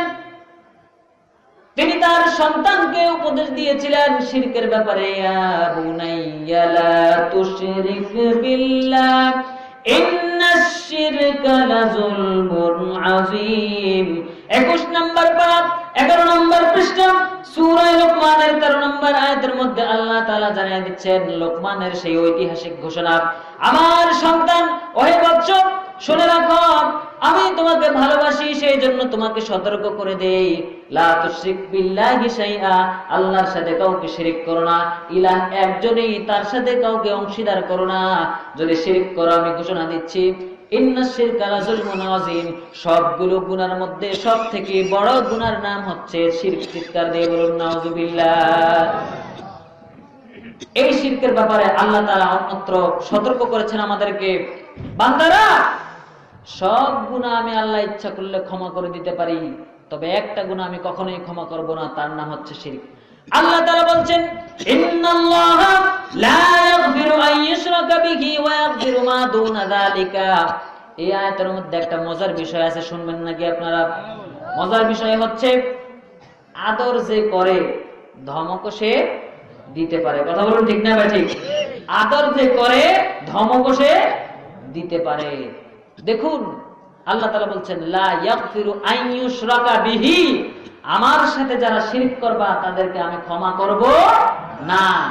আবার শেষ দিয়ে একটু আদর করে বলছেন, আলতো করে বলছেন ওয়া ইয়াগফিরু মা দুনা যালিকা লিমান ইয়াশা, আমি বাকি সব গুনাহ তোমারে ক্ষমা করে দিতে পারবো যদি আমি ইচ্ছা করি। চিৎকার দিয়ে বলুন সুবহানাল্লাহ।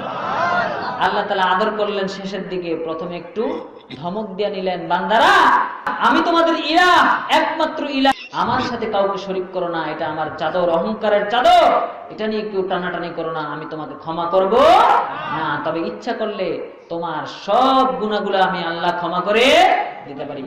হাদিসে কুদসি থেকে বলছি, আল্লাহ তাআলা বলছেন, বিশ্বনবী মুহাম্মদুর রাসূলুল্লাহ সাল্লাল্লাহু আলাইহি সাল্লাম ঘোষণা করলেন, ক্বালাল্লাহু তাআলা ইয়া ইবনে আদম, ও আদম সন্তানেরা, লাউ আতাইতানি বিতুরাবিল আরদি খাতায়া, আমার কাছে যদি তুমি পৃথিবী সমগ্র পরিমাণ গুনাহ নিয়ে আসো, তুম্মা লাকিতানি, অতঃপর আমার সাথে সাক্ষাৎ করো, লা তুশরিক বি শাইআ, আর আমার সাথে যদি শিরক করো, আমি সবগুলো গুনাহ তোমাকে ক্ষমা করে দিব, কিন্তু শিরকের গুনাহ তোমাকে ক্ষমা করব না। চিৎকার দিয়ে বলুন নাউযুবিল্লাহ। আল্লাহ তাআলা বলেছেন ইলাহ আমাদের এক, সুতরাং ইবাদত হবে একমাত্র কার জন্য? কেবল তোমারই করি ইবাদত, কেবল তোমারই চাহিনি আমার, দাও দিশা দাও সরল পথের, দাও দিশা দাও সরল পথের, সিরাত মুস্তাকিম, সিরাত মুস্তাকিম। বলেন না সবাই, প্রশংসা সবই কেবল তোমারই, প্রশংসা সবই কেবল তোমারই, রাব্বুল আলামিন, দয়ালু মেহেরবান করুণায় ফুরান, দয়ালু মেহেরবান করুণায় ফুরান, আর কেহ নয় তুমি মালিক, শেষ বিচারের দিন, শেষ বিচারের দিন। অনেকে ঘুমাচ্ছে, একটু জিকির করেন, লা ইলাহা ইল্লাল্লাহ, লা ইলাহা ইল্লাল্লাহ, লা ইলাহা ইল্লাল্লাহ, লা ইলাহা ইল্লাল্লাহ, বলো লা ইলাহা ইল্লাল্লাহ, লা ইলাহা ইল্লাল্লাহ। নেই কেহ নেই আল্লাহ ছাড়া, লা ইলাহা ইল্লাল্লাহ, লা ইলাহা ইল্লাল্লাহ, লা ইলাহা ইল্লাল্লাহ, লা ইলাহা ইল্লাল্লাহ। পাখির গানে গানে, হাওয়ার তানে তানে, পাখির গানে গানে, হাওয়ার তানে তানে, ওই নামেরই সুর শোনা যায়, ওই নামেরই সুর শোনা যায়, ভোলে আপন হারা, লা ইলাহা ইল্লাল্লাহ, জোরে লা ইলাহা ইল্লাল্লাহ, বলো লা ইলাহা ইল্লাল্লাহ, লা ইলাহা ইল্লাল্লাহ। আকাশ নীলে নীলে, ঢেউয়ের ঝিলে ঝিলে, আকাশ নীলে নীলে, ঢেউয়ের ঝিলে ঝিলে, ওই নামেরই গান শোনে মন, ওই নামেরই গান শুনে মন, দেয় যে নীরব সাড়া, লা ইলাহা ইল্লাল্লাহ, বলো লা ইলাহা ইল্লাল্লাহ, বলো লা ইলাহা ইল্লাল্লাহ, লা ইলাহা ইল্লাল্লাহু মুহাম্মাদুর রাসূলুল্লাহ সাল্লাল্লাহু আলাইহি ওয়াসাল্লাম। এক নাম্বার পরিচয় শেষ হয়ে গিয়েছে, এবার দুই নাম্বার পরিচয়। কোরআনুল কারীমকে যদি জিজ্ঞেস করি, কোরআন রে তুমি কি আল্লাহর দুই নাম্বার পরিচয় দিতে পারবে নাকি? কোরআন জবাব দেয়, আল্লাহর দুই নাম্বার পরিচয় হচ্ছে তিনি তোমাদের খালিক। তিনি কি? তিনি তোমাদের খালিক, সৃষ্টিকর্তা। তিনি তোমাদের খালিক। তোমরা যারা এই পৃথিবীতে যা কিছু দেখছো এগুলো তিনি সৃষ্টি করেছেন, তিনি একমাত্র সৃষ্টিকর্তা। কোরআনুল কারীমের সূরা আরাফ 54 নম্বর আয়াতের মধ্যে জানায় দিচ্ছে কোরআন, ইন্না রাব্বাকুমুল্লাহুল্লাযী খালাকাস সামাওয়াতি ওয়াল আরদা ফি সিত্তাতি আইয়াম। চিৎকার দিয়ে বলুন আল্লাহু আকবার। আল্লাহ তাআলা বলছেন দুনিয়ার মানুষেরা রে, ইন্না রাব্বাকুমুল্লাহুল্লাযী খালাকাস সামাওয়াতি ওয়াল আরদ, নিশ্চয়ই আমি তোমাদের রব সৃষ্টি করেছি আসমান এবং জমিনের সবকিছু ফি সিত্তাতি আইয়াম, মাত্র 6 দিনে। কয় দিনে? মাত্র 6 দিনে আমি এই পৃথিবীর সবকিছু সৃষ্টি করেছি। আমার ভাইরা, যদি জিজ্ঞেস করি এই মোবাইলটা যারা তৈরি করেছে, এই মোবাইলের মধ্যে অনেকগুলো যন্ত্রাংশ আছে না নাই? এই মোবাইলের মধ্যে বাটন রয়েছে, এই মোবাইলের একটা ক্যাচিং রয়েছে, এই মোবাইলের মধ্যে একটা মেমোরি রয়েছে, এই মোবাইলের মধ্যে একটি লাউড স্পিকার রয়েছে। কথা বলুন ঠিক না ব্যাঠিক? এই সবগুলো যন্ত্র কি একটা মেশিন তৈরি করেছে নাকি ভিন্ন ভিন্ন মেশিন? এই যন্ত্রটা তৈরি করার জন্য কি একজন মানুষ কাজ করেছে নাকি হাজার হাজার মানুষ? একটা ছোট্ট মোবাইল তৈরি করার জন্য কতগুলো মেশিন লাগলো, কতগুলো মানুষ লাগলো। আমার ভাইয়েরা, আসমান এবং জমিনের মধ্যে কত ধরনের সৃষ্টি আমরা দেখি। আল্লাহ তাআলা কারো সহযোগিতা ছাড়া মাত্র 6 দিনে সৃষ্টি করেছেন। চিৎকার দিয়ে বলুন সুবহানাল্লাহ। আমরা কোরআনকে যদি জিজ্ঞেস করি, কোরআন রে তুমি কি বলতে পারবে নাকি আল্লাহ যেই নাজ নিয়ামতগুলো মানুষের জন্য পাঠালেন, সৃষ্টি করলেন, সেগুলো কি পরিমাণে সৃষ্টি করেছেন, কম না বেশি? কোরআনুল কারীম আমাদেরকে জবাব দেয়, দুনিয়ার মানুষেরা শোনো, আল্লাহ তোমাদের জন্য যেই নাজ নিয়ামতগুলো দিয়েছেন, অক্সিজেন দিয়েছেন, মাটি দিয়েছেন, পানি দিয়েছেন, আল্লাহর নিয়ামতগুলো কি পরিমাণে দিয়েছে? আমরা কোরআনকে জিজ্ঞেস করার পর কোরআন জবাব দেয়, ইন্না কুল্লা শাইইন খালাকনাহু বিকদর ওয়া মা আমরুনা ইল্লা কালামহিল বাসর। কোরআন জবাব দেয় সূরা কমর 49 থেকে 50 নম্বর আয়াতের মধ্যে থেকে আল্লাহ তাআলা জানায় দিচ্ছেন, আমি তোমাদের জন্য যা সৃষ্টি করেছি এগুলো একটুও বেশি পরিমাণে সৃষ্টি করি নাই, একটুও কম পরিমাণে সৃষ্টি করি নাই। তোমাদের যখন যেখানে যতটুকু প্রয়োজন তার সবটুকুই আমি আল্লাহ তোমাদের জন্য পরিমাণ মতো সৃষ্টি করেছি। সুবহানাল্লাহ। এত কিছুর পরেও 21 শতকের এই দিকে এসে আমার দেশের কিছু নাস্তিক মুরতাদ আল্লাহকে সৃষ্টিকর্তা হিসেবে স্বীকার করতে চায় না। ঠিক না বেঠিক? স্কুল কলেজ পাশ করার পর যখন ইউনিভার্সিটির গেটে পা দেয়, তখনই তাদের পাখনা গজানি শুরু করে। কথা বলুন ঠিক না বেঠিক?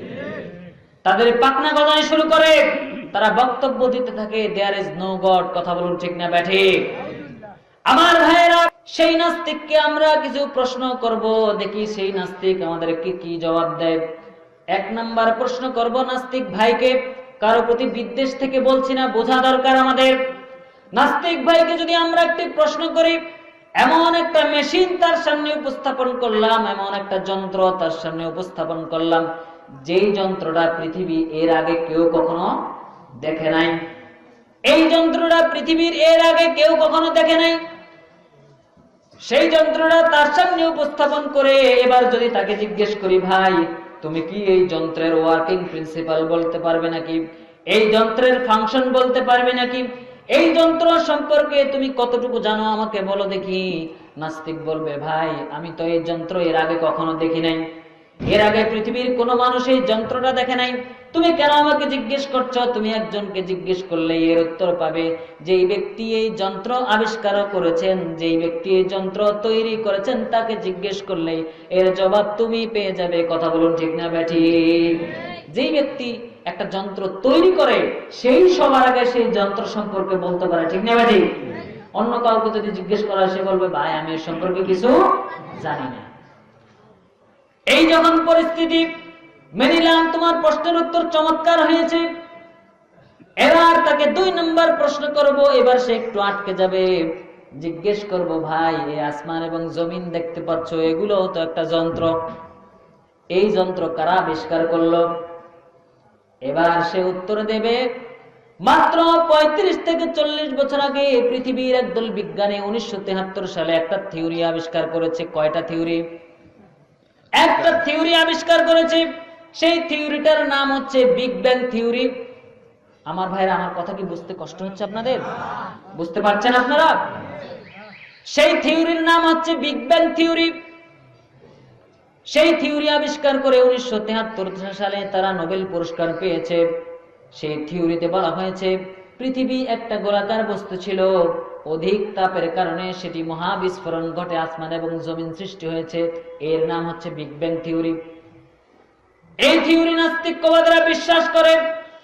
এবার কোরআনুল কারীমকে আমরা জিজ্ঞেস করব, কোরআন রে এত চমৎকার একটি তথ্য এই নাস্তিক ভাই দিল, তুমি কি আমাদেরকে এই ব্যাপারে কোনো তথ্য দিতে পারবে কিনা? এবার কোরআন জবাব দেয়, শুনুন। সূরা আম্বিয়া 30 নম্বর আয়াত 17 নম্বর পারার 3 নম্বর পৃষ্ঠার মধ্যে আল্লাহ তাআলা জানায় দিচ্ছেন, কোরআন বলছে আওয়ালাম ইয়ারাল্লাযীনা কাফারু আন্নাস সামাওয়াতি ওয়াল আরদা কানাতা রাতকান ফাফাতাকনাহুমা। চিৎকার দিয়ে বলুন আল্লাহু আকবার। কোরআন জবাব দেয়, কাফের বেঈমানেরা, নাস্তিকবাদীরা, তোমরা কি দুই চোখ দিয়ে দেখো না? তোমাদেরকে দৃষ্টি শক্তি দেওয়া হয়েছে, তোমাদেরকে পর্যবেক্ষণের শক্তি দেওয়া হয়েছে। তোমরা কি দুই চোখ দিয়ে দেখো না? এই আসমান জমিন এক জায়গায় লাগানো অবস্থায় ছিল, জমাট বাঁধা অবস্থায় ছিল। এই আসমান জমিনকে আমি আল্লাহ আলাদা করে দিয়েছি, তোমরা কি সেটা দুই চোখে দেখো না? 35 থেকে 40 বছর আগে যেই থিওরি আবিষ্কারের জন্য তোমরা নোবেল পুরস্কার পাও, সেই থিওরির কথা কোরআনুল কারীমের মধ্যে বলে দিতে পারেন কে? 1400 বছর আগের কথা। কয় বছর আগে? 1400 বছর আগের কথা। আর মাত্র 35 থেকে 40 বছর আগের থিওরি হচ্ছে বিগ ব্যাং থিওরি। 35 থেকে 40 বছর আগের থিওরির কথা 1400 বছর আগে কোরআনুল কারীমের মধ্যে বলে দিয়েছেন কে? আমার ভাইরা, গল্প কাহিনী বলার অভ্যাস আমার খুবই কম, আমি বলতে পারি না।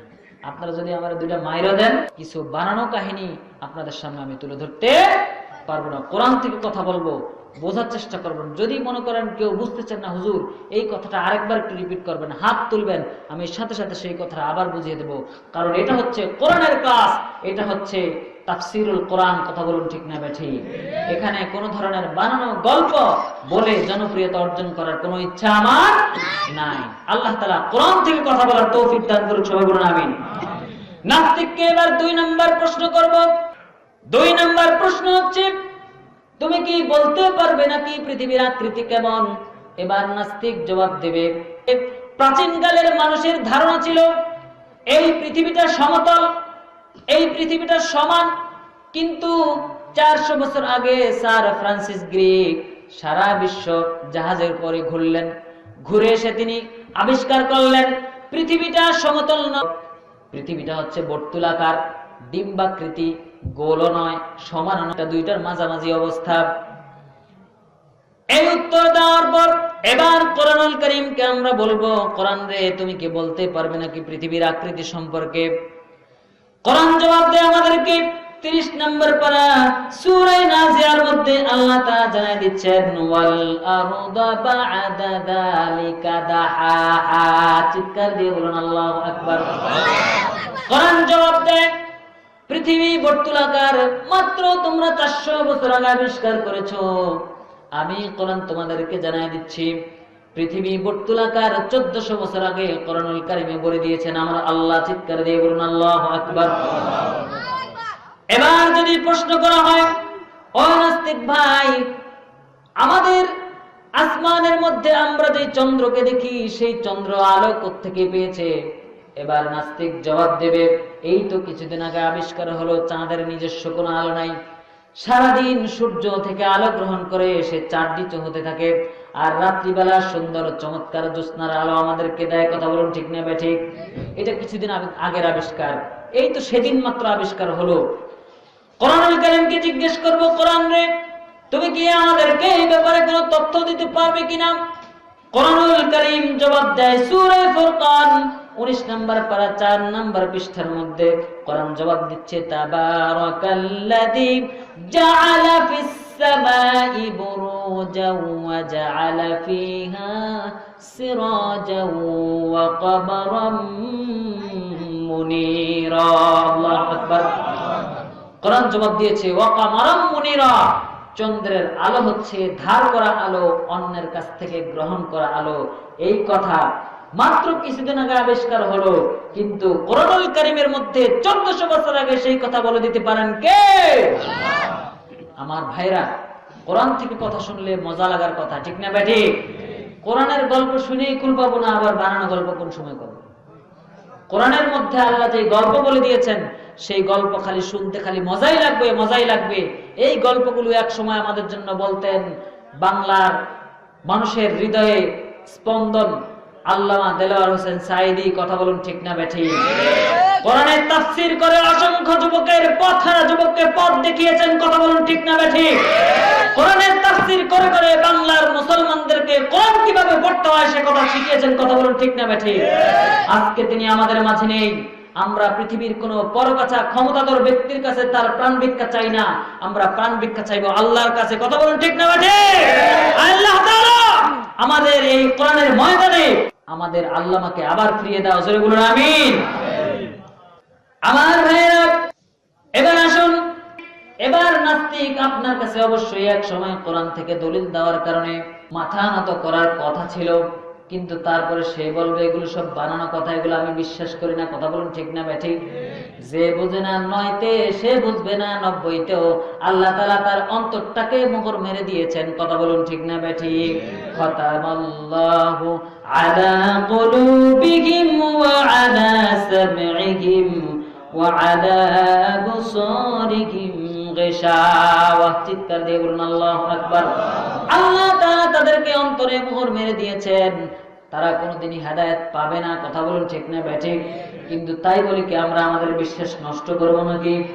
আমরা বিশ্বাস নষ্ট করব? আমাদের বিশ্বাস তিনি আমাদের সৃষ্টিকর্তা, তিনি আমাদেরকে সৃষ্টি করেছেন সুন্দর, এত সুন্দর চেহারার মধ্যে এত সুন্দর আকৃতি দিয়েছেন কে? লাকাদ খালাকনাল ইনসানা ফি আহসানি তাকওয়িম। আমার ভাইরা, এত সুন্দর আকৃতি দিয়া, এত সুন্দর চেহারা দিয়া দুনিয়ার মধ্যে আমাকে পাঠানো হলো, আর আমি দুনিয়ার মধ্যে এসে আল্লাহকে সৃষ্টিকর্তা হিসেবেই স্বীকৃতি দিতে চাই না। এটা আমাদের জন্য বড় দুর্ভাগ্যের বিষয়। কথা বলুন ঠিক না বেঠিক?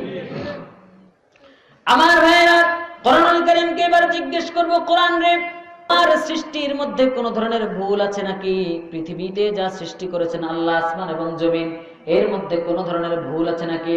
কোরআন জবাব দেয়, আল্লাযী খালাকা সাবআ সামাওয়াতিন তিবাকা মা তারা ফি খালকির রাহমানি মিন তাফাউত ফারজি'আল বাসারা হাল তারা মিন ফুতুর।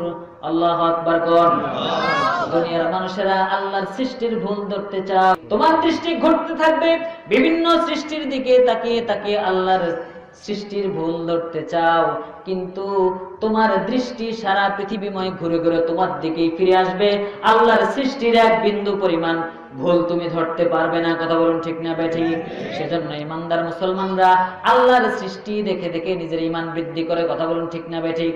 তোমার সৃষ্টি যদি হয় এত সুন্দর, না জানি তাহলে তুমি কত সুন্দর, কত সুন্দর। জোরে বলুন আল্লাহু আকবার। আল্লাহ কত সুন্দর দেখতে চান তো? আল্লাহকে দেখতে হলে আল্লাহওয়ালা হইতে হবে। কথা বলুন ঠিক না বেঠিক? আল্লাহর বন্ধু হইতে হবে। আল্লাহর বন্ধু যদি হওয়া যায় তাহলে কিয়ামতের ময়দানে আল্লাহ তার রূপ সৌন্দর্য নিয়ে সবার সামনে আসবেন। চিৎকার দিয়ে বলুন সুবহানাল্লাহ। সেদিন আল্লাহর রূপ সৌন্দর্য দেখে মানুষ একটা চিৎকার দেবে আল্লাহু আকবার বলে, সিজদায় পড়ে হাজার হাজার বছর পড়ে থাকবে, মনেই হবে না কত বছর তার জীবন থেকে চলে গিয়েছে। আল্লাহু আকবার বলেন। সে এক নাম্বার পরিচয় বলেছিলাম তিনি আমাদের ইলাহ, তিনি আমাদের কি? 2 নাম্বার পরিচয় আমরা বলেছি তিনি আমাদের খালিক। 3 নাম্বার পরিচয় এবার আমরা কোরআনকে জিজ্ঞেস করব, কোরআন রে তুমি কি আল্লাহর 3 নাম্বার পরিচয় বলতে পারবে নাকি? কোরআন জবাব দেয়, দুনিয়ার মানুষেরা শোনো, আল্লাহর 3 নাম্বার পরিচয় হচ্ছে তিনি তোমাদের রব। চিৎকার দিয়ে বলুন কি? তিনি হচ্ছেন আমাদের রব। শুধুমাত্র এই শব্দের বিশ্লেষণ করেই আমি আমার আলোচনার ইতি টানবো ইনশাআল্লাহ। তৌফিক দান করুক, সবাই বলুন আমিন। 3 নাম্বার পরিচয় তিনি আমাদের রব। রব শব্দের অর্থ পালনকর্তা, রব শব্দের অর্থ এই প্রতিপালনকারী। এগুলো হচ্ছে সাধারণ ছোট্ট ছোট্ট অর্থ, কিন্তু রবের এই ছোট্ট ছোট্ট অর্থ নয়। রব শব্দটি ব্যাপক অর্থে ব্যবহৃত হয়। রুবুবিয়াতের বৈশিষ্ট্য যার মধ্যে থাকবে তিনি একমাত্র রব হতে পারেন। রবকে চেনার জন্য সাইয়্যিদিনা ইব্রাহিম আলাইহিস সালাতু ওয়াস সালাম চেষ্টা করেছিলেন। আপনারা কি একটু ঘটনাটা শুনবেন নাকি? রবকে তিনি কিভাবে চেনার জন্য চেষ্টা করেছেন, আমরা একটু কোরআন থেকে ঘটনাটা শুনবো। রাজি আছেন? সবাই রাজি আছেন? কোরআনুল কারীমের মধ্যে সূরা আনআমের ৭৬ থেকে ৭৯ নম্বর আয়াতের মধ্যে আল্লাহ তাআলা জানিয়ে দিয়েছেন সেই ঘটনা। আল্লাহ তাআলাকে রব হিসেবে ইব্রাহিম আলাইহিস সালাতু ওয়াস সালাম কিভাবে চিনেছিলেন। আল্লাহ তাআলা বলছেন, ফালাম্মা জান্না আলাইহিল লাইলু রাআ কাওকাবান ক্বালা হাযা রাব্বি ফালাম্মা আফালা ক্বালা লা উহিব্বুল আফিলিন। চিৎকার দিয়ে বলুন আল্লাহু আকবার। আল্লাহ বলছেন, দুনিয়ার মানুষেরা শোনো, আমার ইব্রাহিম যখন আকাশের দিকে তাকিয়ে জ্বলজ্বল করা তারকাগুলোর দিকে দেখলো, সেই তারকাগুলোর দেখে সে ওই তারকাগুলোকে রব মনে করলো। রব মনে করার পর রাত্রি শেষের দিকে যখন সেই তারকাগুলো ডুবে গেল, তখন সে বলল, ক্বালা লা উহিব্বুল আফিলিন, যেটা অস্ত যায়, যেটা ডুবে যায়, সেটা কখনো আমার রব হতে পারে না। কথা বলুন ঠিক না বেঠিক? আল্লাহ কখনো ডুবে যেতে পারে না, আমার রব কখনো ডুবে যেতে পারে না। আমার রব সর্বদাই সমুন্নত থাকবে। কথা বলুন ঠিক না বেঠিক? ২ নাম্বার, এবার সে যখন তার থেকে একটু বেশি উজ্জ্বল, একটু বড় দেখা যায়, চন্দ্রের দিকে তাকালো। ফালাম্মা রাআল কমারা বাযিগান ক্বালা হাযা রাব্বি ফালাম্মা ক্বালা লা ইল্লা ফালাম্মা আফালা ক্বালা লা ইল্লাম ইয়াহদিনি রাব্বি লাআকুনান্না মিনাল কওমিদ দাল্লিন। চন্দ্রের দিকে যখন দেখলো, চন্দ্রের দিকে দেখার পর এবার সে চন্দ্রটাকে রব মনে করলো। এটা তারকার চেয়ে একটু বড় মনে হয়। কথা বলুন ঠিক না বেঠিক? চাঁদের আকৃতি তারকার থেকে একটু বেশি মনে হয় না? চাঁদের আকৃতি একটু বেশি দেখে এবার সে এটাকে রব ভাবলো।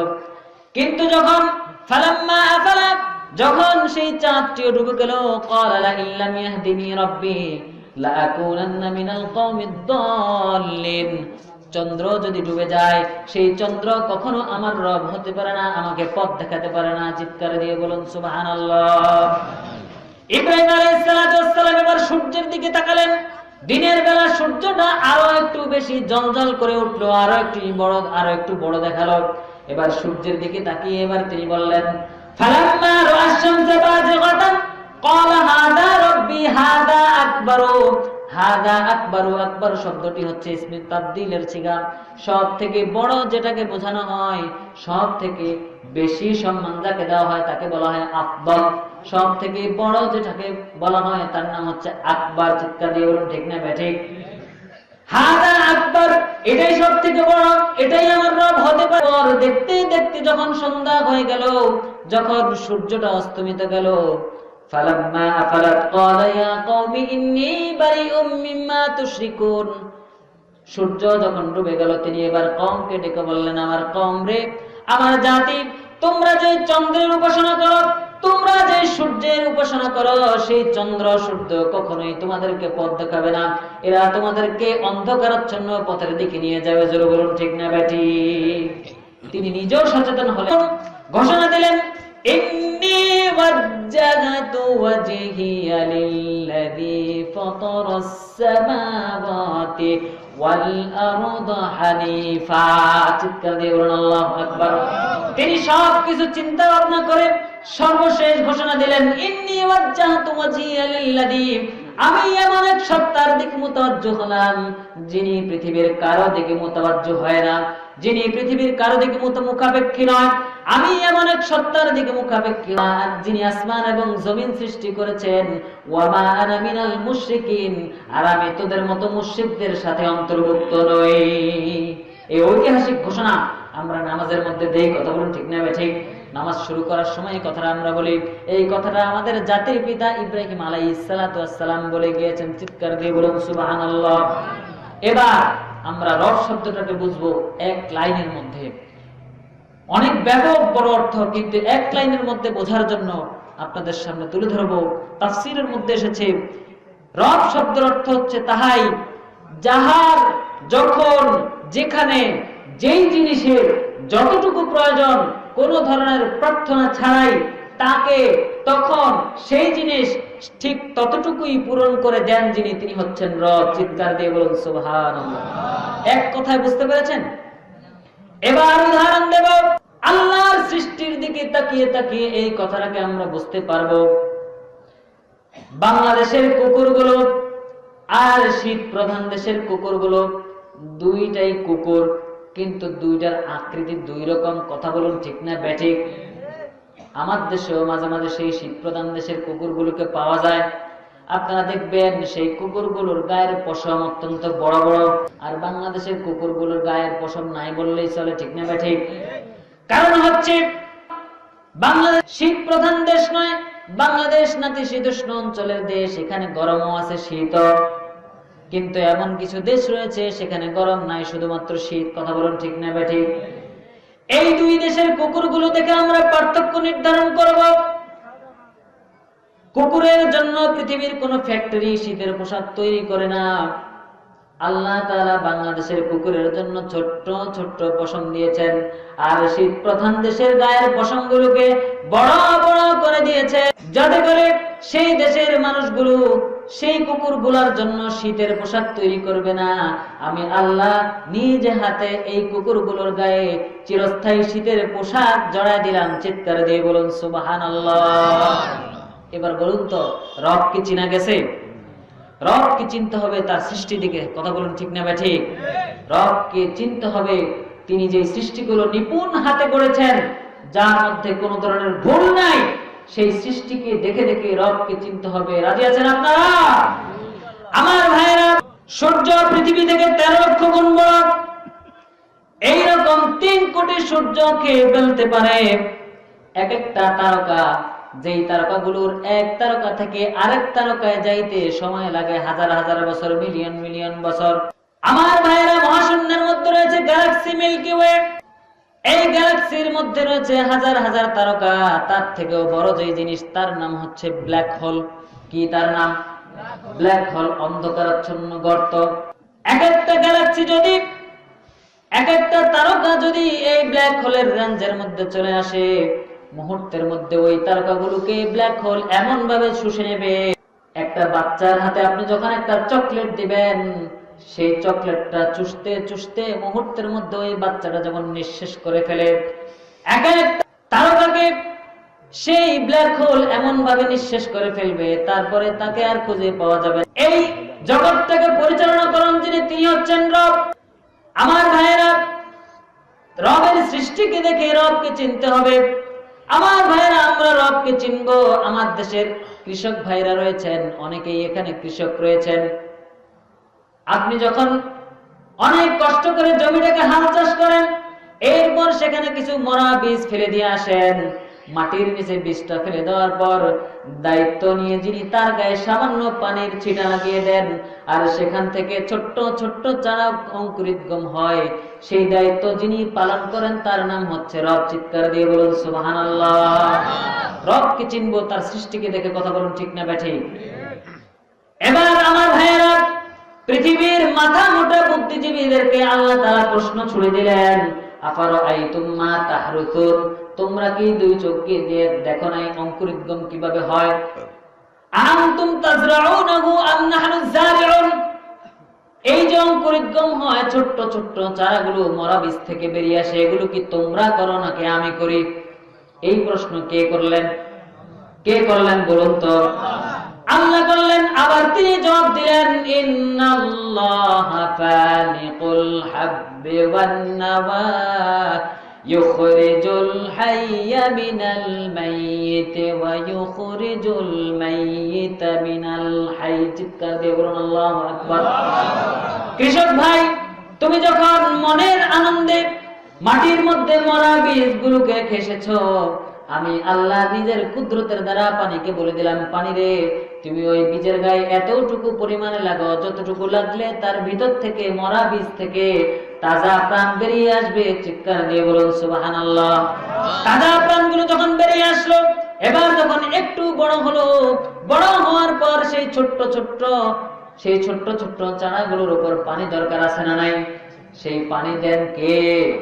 আচ্ছা বলুন তো, সেই ছোট্ট ছোট্ট চারাগুলোর উপর যদি বড় বড় ফোঁটা পড়ে, সেই চারাগুলো নষ্ট হয়ে যাওয়ার সম্ভাবনা আছে না নাই? সেই জন্য আল্লাহ মেঘমালাকে ডেকে বললেন, মেঘমালারে, এই ছোট্ট ছোট্ট চারাগুলোর উপর এমন ভাবে তোমরা বর্ষিত হবে, ছোট্ট ছোট্ট বিন্দু হয়ে, শিশির বিন্দু হয়ে তাদের গায়ে পড়বে, যাতে করে তারা একটুও ব্যথা না পায়, যাতে তারা নষ্ট হয়ে না যায়। চমৎকার চমৎকার ভাবে শিশির বিন্দু দিয়া ওই চারা গাছগুলোকে বাঁচায় রাখতে পারেন যিনি, তিনি হচ্ছেন আমাদের রব। চিৎকার দিয়ে বলুন সুবহানাল্লাহ। এই হচ্ছে রব, এই হচ্ছে রব। রবকে চেনার জন্য খানকা শরীফে যাওয়ার দরকার নাই, কথা বলুন ঠিক না বেঠি? রবকে চেনার জন্য জঙ্গলের মধ্যে গিয়ে মুরাকাবায় বসতে হবে না। রবকে চিনবেন আপনি আল্লাহর সৃষ্টিকে দেখে, কথা বলুন ঠিক না বেঠি? সকালবেলা যখন আমার কৃষক ভাই ময়দানে গিয়ে দেখলেন সুন্দর সুন্দর চারা গাছগুলো দেখা যাচ্ছে, এবার তিনি মনের খুশিতে বললেন, ইনি হচ্ছেন আমাদের রব, যিনি আমাকে এত চমৎকার নিয়ামত দিয়েছেন। এবার তিনি বলছেন, আল্লাহ আমার রব, এই রবই আমার সব। আল্লাহ আমার রব, এই রবই আমার সব। দমে দমে তনু মনে তারি অনুভব, দমে দমে তনু মনে তারি অনুভব। তোমার দুনিয়াতে আমি যেদিকে তাকাই, অথই নিয়ামতে ডুবে আছি সবাই। তোমার নিয়ামতে আমি যেদিকে তাকাই, অথই নিয়ামতে ডুবে আছে সবাই। পাখ পাখালির গানে শুনি তসবিহ কলরব, তসবিহ কলরব। বলেন না, আল্লাহ আমার রব, এই রবই আমার সব।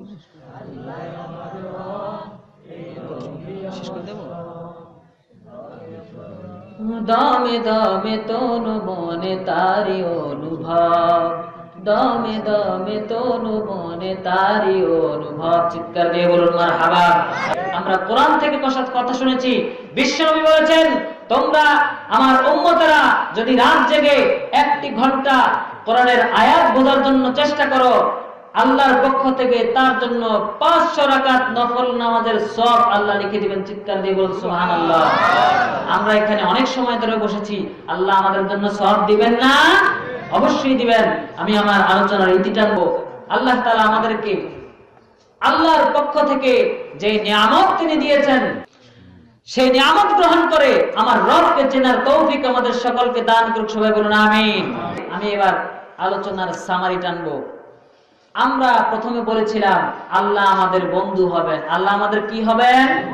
বন্ধু হবেন। এতক্ষণ আলোচনা শুনলেন অনেক সময় যাবত, এজন্য পিছনের কথাগুলো আমাদের মনে নেই। আমরা ওয়াজ শুনবো, কিন্তু তার থেকে যদি মূল কথাটা আমরা নিয়ে যেতে না পারি, তাহলে আমাদের মনে দুঃখ লাগবে না ভাইরা? এজন্য আমি 5 মিনিট একটু পিছন থেকে চলে আসব। আমরা প্রথমে বলেছিলাম আল্লাহ যদি আমাদের বন্ধু হয়ে যায়, আল্লাহ যদি আমাদের অভিভাবক হয়ে যায়, তাহলে আমাদের চিন্তা নাই, আমাদের ভয় নাই। কথা বলুন ঠিক না ব্যাঠি? আল্লাহর বন্ধু হতে গেলে আল্লাহ আমাদেরকে 2টো শর্ত দিয়েছিলেন। 1 নাম্বার হচ্ছে কি করতে হবে? ঈমান আনতে হবে। কি করতে হবে? ঈমান আনতে হবে। 2 নাম্বার হচ্ছে খারাপ মানুষগুলোকে খারাপ পথ থেকে আল্লাহর দিকে নিয়ে আসতে হবে। 2 নাম্বার শর্ত। এই 2টা শর্ত যদি আমরা পূরণ করতে পারি, আল্লাহ আমাদের বন্ধু হবেন। রাজি আছেন আপনারা?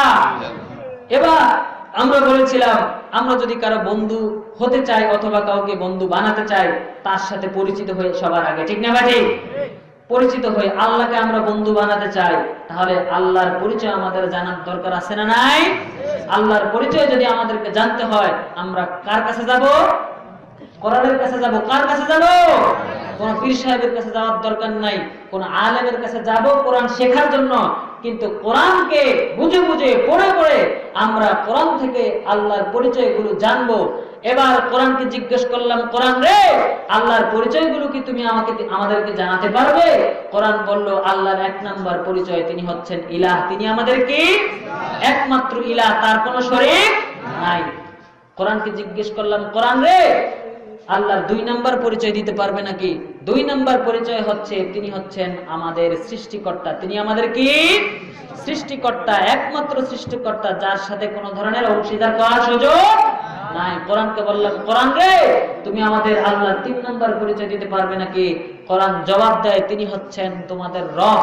তিনি আমাদের কি রব। রব শব্দের অর্থ এক লাইনে বলেছিলাম, যখন যেখানে যাহাকে যতটুকু যেই জিনিসের প্রয়োজন হবে কোন ধরনের প্রার্থনা ছাড়াই সেই জিনিস পূরণ করে দেন যিনি, তার নাম হচ্ছে রব। চিৎকার দিয়ে বলুন সুবহানাল্লাহ। তাহলে আমরা 3 নাম্বার পরিচয় জেনে গেলাম। আল্লাহর এই 3টা পরিচয় যদি আমার দেশের মানুষ জানে, আল্লাহর এই 3টা পরিচয় যদি আমার দেশের যুবকেরা জানে, তাহলে বাংলাদেশে খাদিজার মতো মেয়েকে কোপানো হবে না। কথা বলুন ঠিক না বেঠিক? বাংলাদেশের তনুর মতো মেয়েদেরকে জীবন দিতে হবে না। কথা বলুন ঠিক না বেঠিক?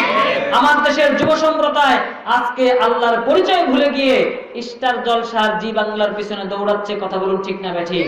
এখনো আশেপাশে ঘুরলে দেখা যাবে আমার ঘরের মা বোনেরা, ভাই বোনেরা তাদের সন্তানদেরকে নিয়ে স্টার জলসার সিরিয়াল দেখছে। কথা বলুন ঠিক না বেঠিক?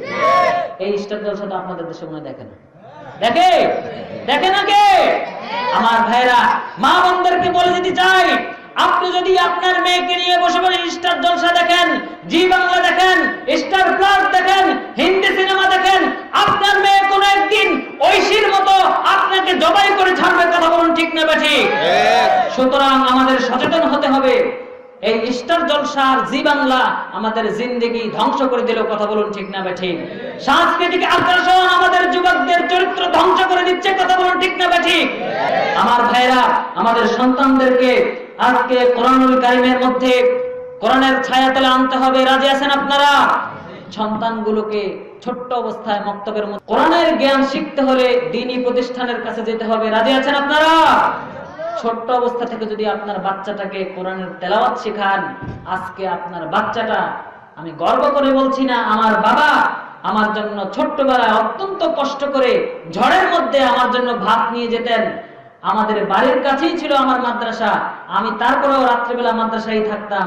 আমার জন্য রাত্র 12টা 1টার দিকে আমার জন্য খাবার নিয়ে গিয়েছেন। আজকে আমার বাবার জন্য রব্বির হামহুমা বলে প্রত্যেক নামাজে দোয়া করার চেষ্টা করি। আমার ভাইরা, আপনাদের কি মন চায় না? বলুন না, মন চায় না?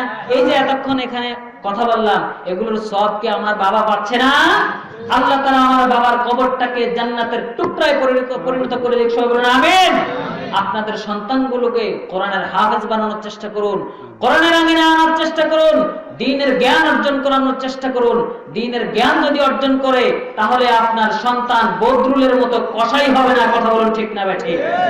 বদরুল বাংলাদেশের শ্রেষ্ঠ কসাইতে পরিণত হয়েছে। কথা বলুন ঠিক না বেঠিক? একজন বাজারের ব্যবসায়ী, সে যখন গরুর মাংস কাটে তখন তার সেখানে একটা স্বার্থ থাকে, তার সেটার মাধ্যমে কিছু রুজির ব্যবস্থা হবে। কথা বলুন ঠিক না বেঠিক? কিন্তু ওই নিষ্পাপ খাদিজাকে কোপানো হলো, নিষ্পাপ খাদিজাকে মেরে ফেলার জন্য চেষ্টা করা হলো, প্রকাশ্যে মানুষের সামনে কপিয়ে কপিয়ে তাকে জখম করা হলো। সেই খাদিজার কাছে আমরা হেরে গিয়েছি। কথা বলুন ঠিক না বেঠিক? খাদিজাই জিতে গিয়েছে। আজকে আমার দেশের মা বোনেরা ঘর থেকে বের হয়, নিরাপত্তার সাথে ঘরে ফিরতে পারবে কিনা আমরা খুব টেনশনে থাকি। কথা বলুন ঠিক না বেঠিক? সেজন্য কোরআনের আঙিনায় আপনার সন্তানটাকে নিয়ে আসুন। আল্লাহ তাআলা আমাদেরকে সকলকে কোরআনের আঙিনায় আসার তৌফিক দান করুন। সবাই বলুন আমিন। নিয়মিত ইউটিউব ভিডিও দেখতে সাবস্ক্রাইব করুন। নতুন নতুন ভিডিও পেতে ঘন্টা বাটনটি চাপুন।